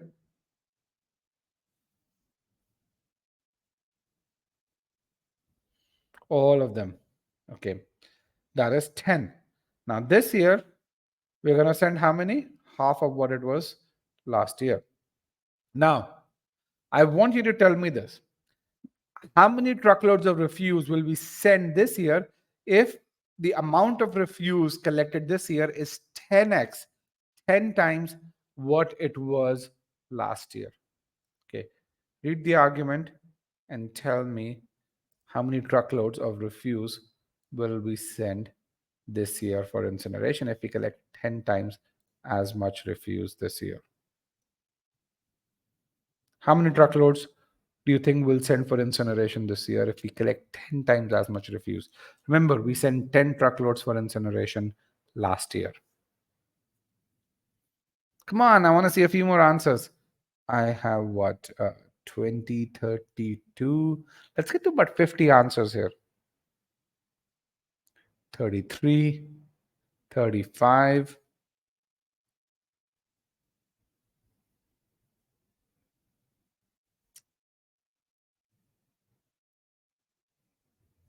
Okay, 47.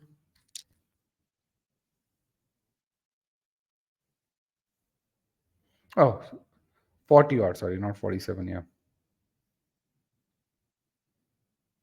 All right, pretty close to 50. Let me end the poll, broadcast the results. So you can really see 37% of you said choice, said 5. You guys are absolutely correct. Despite collecting 10 times as much refuse, we'll only send 5 truckloads overall. Everyone else is incorrect. And let's see why that number is 5. Just read this. This is where the beauty of language comes in. This year, city services will separate for recycling enough refuse to reduce, this is the purpose where the number of truckloads of refuse to be incinerated to half of last year's number. So what this is saying is, regardless of the amount of refuse that's collected, I'm only going to send half as many truckloads as were incinerated last year. Okay, even if we collect 100 truckloads worth of refuse. Is that clear? Is that clear why the answer would be 5? Because regardless of the amount of refuse we collect, half of last year's number. Okay. Okay. So again, we go through this. The question that is there is, In what scenario will the amount of ash generated be more than 50% if we send only half as many trucks for incineration this year as we sent last year? What's the only scenario in which the amount of ash generated would be greater than 50%?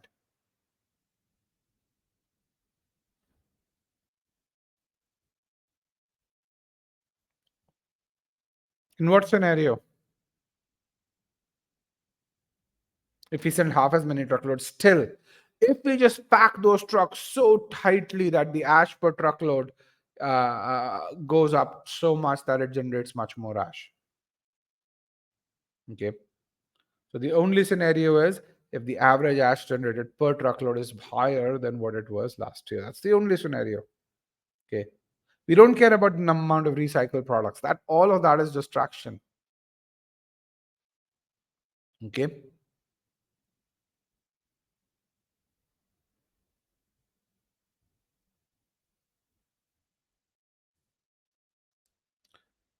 So what's my assumption? The ash per truckload remains very similar to what it was last year, which is what choice D is. Let's look at various answer choices and see why they are wrong. Okay, this I'm going to really show. Is there another assumption that recycling will not generate any ash? No, that's not an assumption. Why? Because what we know is what generates ash is incineration. That's given to you. Okay, so that assumption doesn't exist. Here is how you guys polled. Again, that recycling piece is a slight distraction overall. This is how you guys polled. So choice A says this year, no materials that city services could separate for recycling would be incinerated. And that's, it's a must be true, but it doesn't provide any new information. Hence, this is not the correct assumption. Okay. Choice B, very few people chose choice B. It's about cost. Choice C was popular. It talked about the proportion of recyclable materials. Do we care about the proportion of recyclable materials if you're only going to get half as many truckloads? No, we don't care about it. Okay, that's completely irrelevant. Okay, choice D talks about the ash per truckload, which is what was there in our pre-thinking, and as you can really see, what happens if each truckload generates more ash, how our conclusion breaks down. Okay. Choice E talks about the total quantity of refuse. Again, is irrelevant. Why? Because we're only going to get half as many truckloads, even if the quantity is 2x, 3x, or even 5x or so. Okay. For those of you who chose choices C or E, is that clear?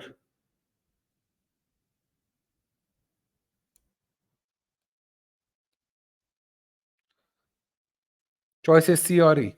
Is that clear to you guys? Okay. And Ahmed, you can really see why choice E is wrong and how your explanation versus my explanation was very, very different. Okay. So, takeaways.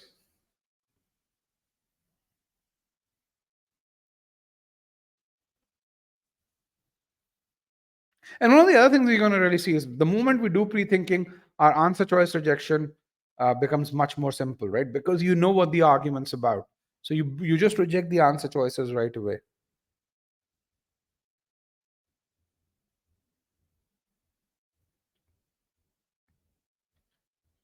Okay. Takeaways, and then we're going to really talk about what do we do next.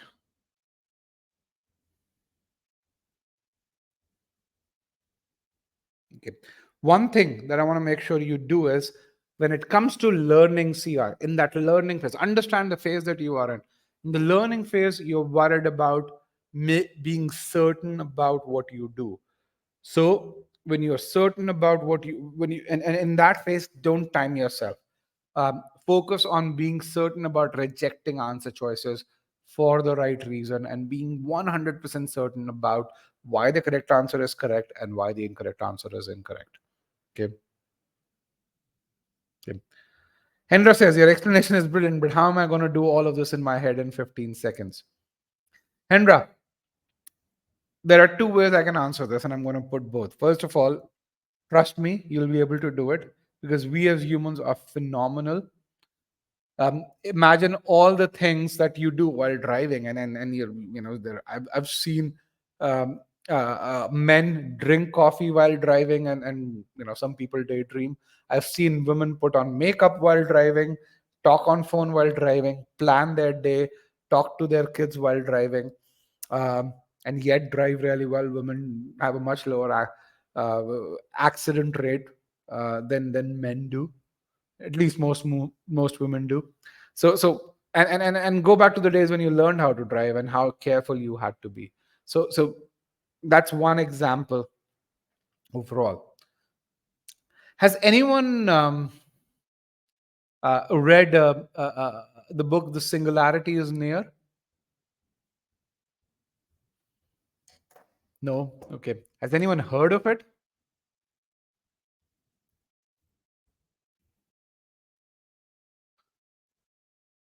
By Ray Kurzweil. How many of you have heard about AI and ChatGPT, or the power of generative AI, large language models? Okay. So a lot of where we're talking about Chat GPT and the power of LLMs, that is something which Ray Kurzweil predicted in 2005, and it's the advent of parallel processing that happens um, with regards to uh, uh, um, uh, graphic processors that are used, the NVIDIA processors that are used.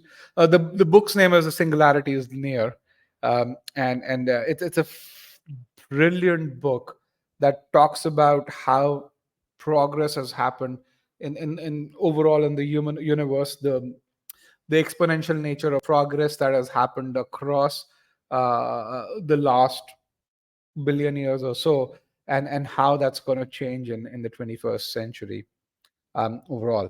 And one of the things that he talks about, and the reason why I'm talking about in the context of your ability to answer questions quickly, is that one thing that the human mind is brilliant at is parallel processing once we have neural connections. So once you build that ability to visualize information, you'd be able to do that in 15 seconds, Hendra. That's one way that I can really tell you. The other way that I can really tell you is you wouldn't account for 60+% of all 700 plus scores if this weren't true. Ray Kurzweil.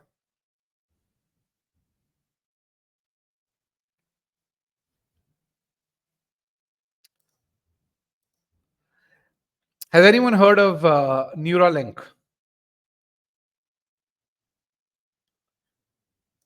Yes. What is Neuralink?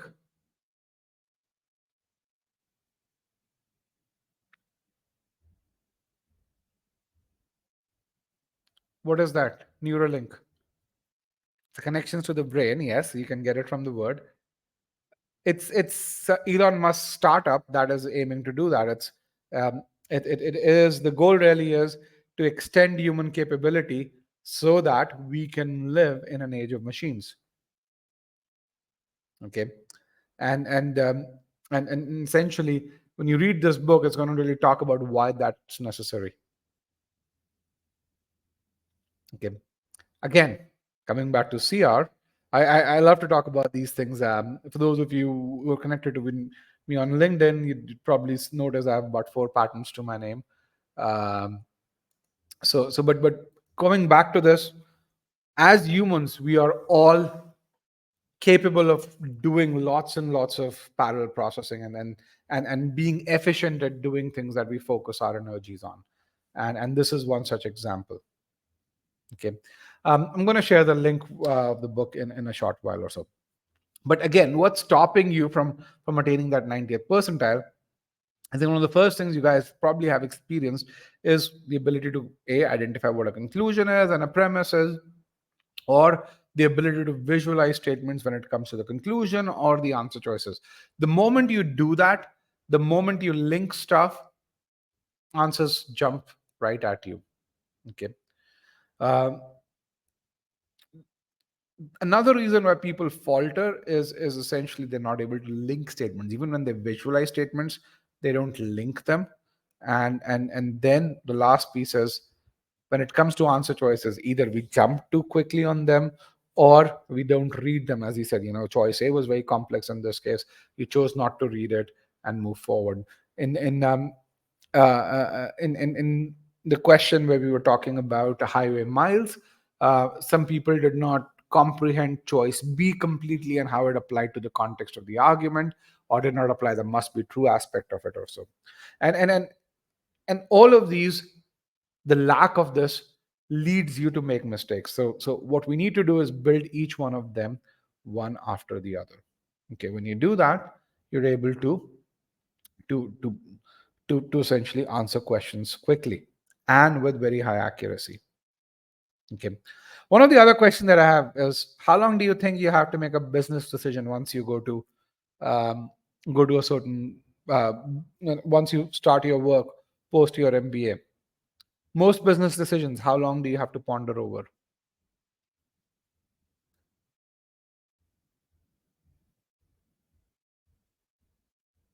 How long do you have to ponder over to make a business decision? Okay, 1 to 2 days, 15 to. It's not 15 to 20 minutes. It's usually the answer is days. Sometimes it can go up to a month as well. Okay, it depends on how big the decision is, but it's usually a reasonable amount of time. As someone said, it's not a crazy amount of time. No one's going to really say, hey, make that $1 million decision in an hour. No one's going to ask you to do that.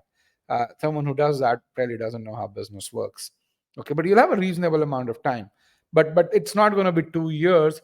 It's not going to be 1 year. Most of the time it won't even be 6 months. It's going to be up to a month or so.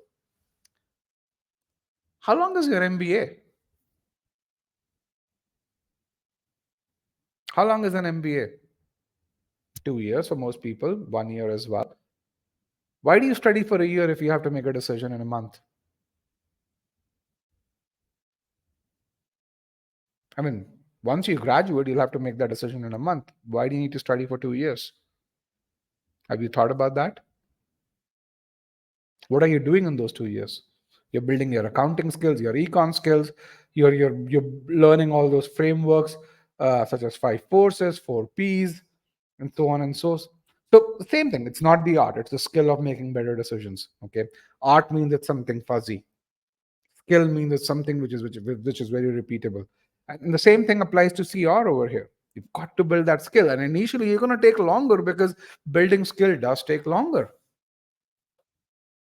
Okay, does that make sense? Okay. Now you've got to do this one step at a time, and this is where the ability to classify statements. You learn that if you're an e-GMAT student in the premise and conclusion aspect of it. How to visualize statement, that's one of our longest modules in CR. It's the inference module, where we start with how do you visualize only and all? How do you kind of draw inferences from a statement? What is the visualization of sum, most, the over here? So this is all done, and you can really see it's about 2 odd hours of spent just on visualizing single statements. Why? Because it builds the foundation of all of CR. Then we go towards multiple statements. We make sure you evaluate that. These scores over here, they are not completion percentages. They're each of these learning activities has assessment exercises in there. So it's your scores on those.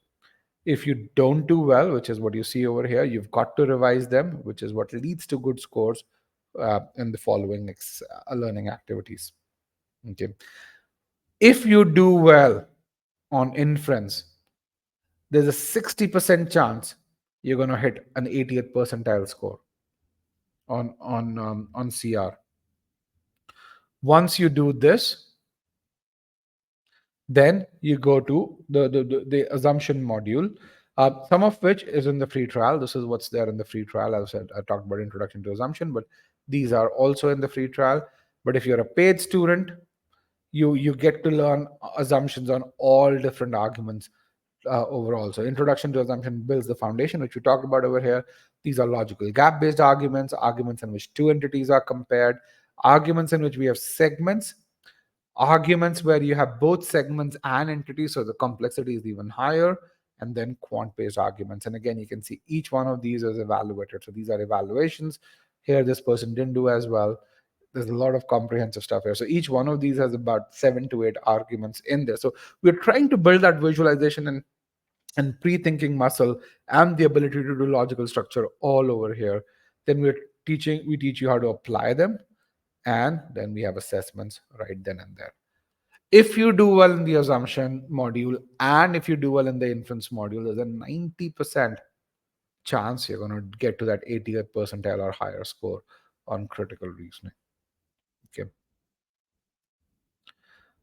You do all aspects in assumption. Then you have the foundation. Then the evaluate module is primarily about applying, because you have all the core skills now. So you understand what are the fundamentals on evaluate, and you apply and practice those. Same thing happens with strengthen and weaken overall, and logically complete and everything else. So overall, through this process, this is what we call as the learning phase of critical reasoning. You go through about 300 arguments, which is about 50% more than what you'd find in the official guide. This is just the learning phase. Then you have the assessment phase where you take cementing quizzes, you do medium and hard. And when you achieve 50% or higher, 55% or higher accuracy, then you have cemented, you've achieved at least a 70th percentile ability. If you achieve an 80% accuracy over here, that's when you achieve 97th percentile ability in CR questions. Now, you may not get there in the first go, but if you do well in the course, then, first, second, third, fourth, or by fourth or fifth quiz onwards, you'd be able to get there. Okay. And when you do that, these are all screenshots from Scholarinium. These are screenshots. These are not PowerPoint visualizations. Your accuracy, you can see, will go. Your time to answer questions will come down. And we track all of this. This 2-dimension tracking is something that comes with the course overall. And this is when you get to the refinement piece. This is a 3D chart where you can track your accuracy in the last 20 questions. And you can see when you go above that threshold, in this case 75% accuracy in hard question is about 95 percentile ability overall. And this is where you go through these stages and achieve that in this case. Okay. And regardless of whether you're starting at a 550, 560, 600, 650, you can get to that high ability in a reasonable amount of time overall. So as next steps, make sure, take a look at the free trial and cement your learning. And if you find that something useful, consider the paid version of the course. Okay. Let me share the session PDF with you. And let me also share the name of the book.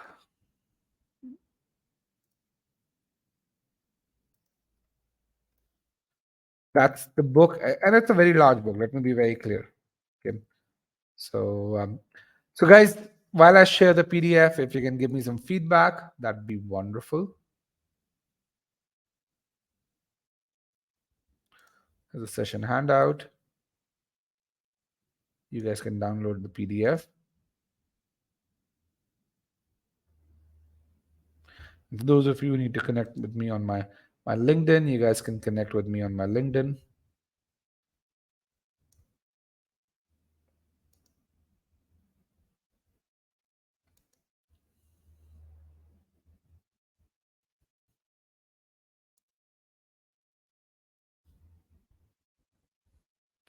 And for those of you who are thinking about buying a course, this week we are doing a deal. So if you're looking to do that, you might as well save some money.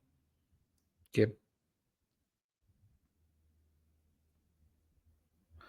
If you have questions about the e-GMAT course, you can write to me. I'm going to put my email address here. My email address is sayarajat@e-gmat.com. Are there any exclusive test series? Oh, everything that we do is our own. We don't really do any official questions. So your e-GMAT course has, I think, overall about 2,500 verbal questions in the learning, assessment, and mocks portion of the course. And all of them come with extremely comprehensive solutions. We also have a very comprehensive free trial. If you want to check the solutions out, you can do that. Our Focus Edition mocks available in e-GMAT. Focus Edition is available. We will soon have the Focus Edition mocks in about 20 to 25 days. So So yeah, our first goal is to release a focus edition course, and then we build everything in house. Unlike other prep companies, we don't outsource anything. So the focus edition mocks will be there as a part of it. Your focus edition would be available around the 29th of October. That's when you'd be able to take the first tests, the official tests. So you'd have the mocks available at least a month before that.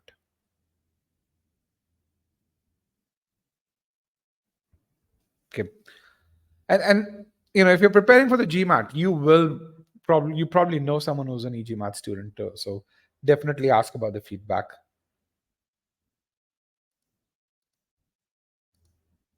If you want to know about our e-GMAT Focus Edition offerings, let me just also take you to our blogs.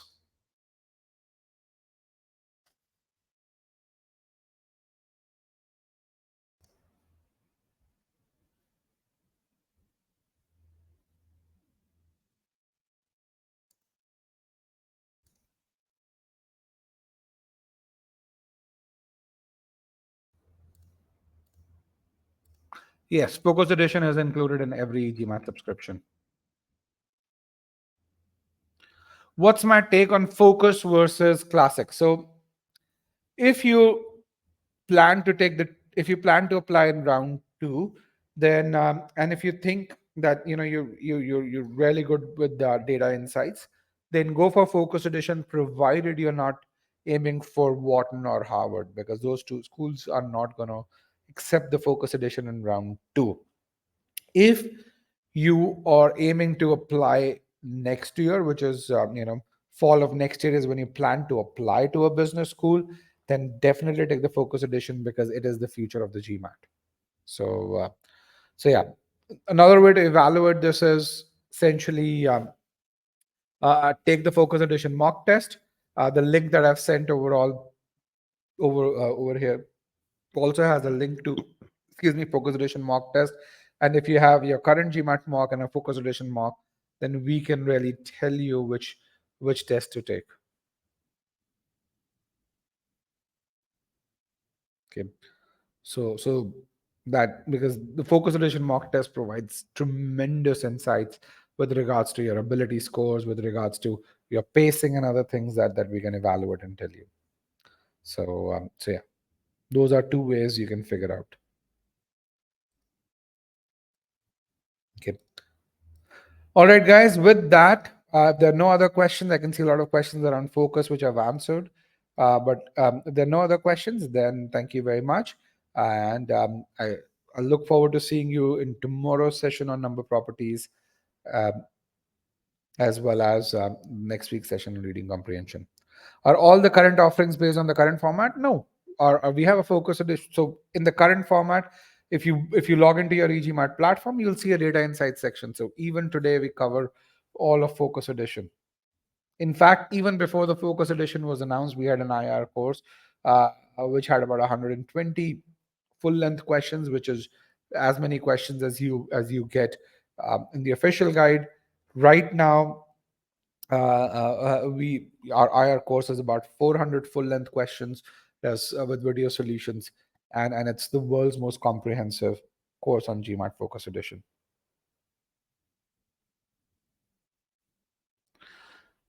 IIMs and ISB are accepting both, from what I understand, both the GMAT editions. I don't really see ISB saying no to the Focus Edition unless it's very recent. Let me check right away.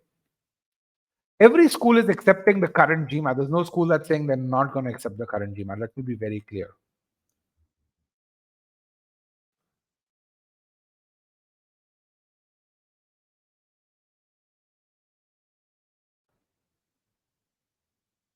Okay. So everyone's going to accept the current edition. The two schools that I know that are not going to accept the Focus Edition just for the second round of this year, they're going to be Harvard and Wharton. Both these schools will accept the Focus Edition next year.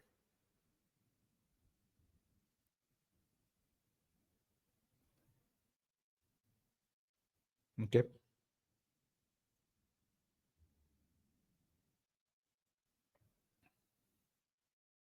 And this is something that I stay in touch with the folks at the GMAC constantly to get updates on these schools. And I just met with the representative about 10 days back, and again they confirmed, other than Wharton and Harvard for round two, there's no other business school that's saying no to the focus edition. So yeah. Okay. All right. Thank you very much, guys, and have a wonderful day if you are in the US. Have a wonderful evening if you're in Europe, and have a wonderful night if you are in India. All right. Thank you very much, and have a great day.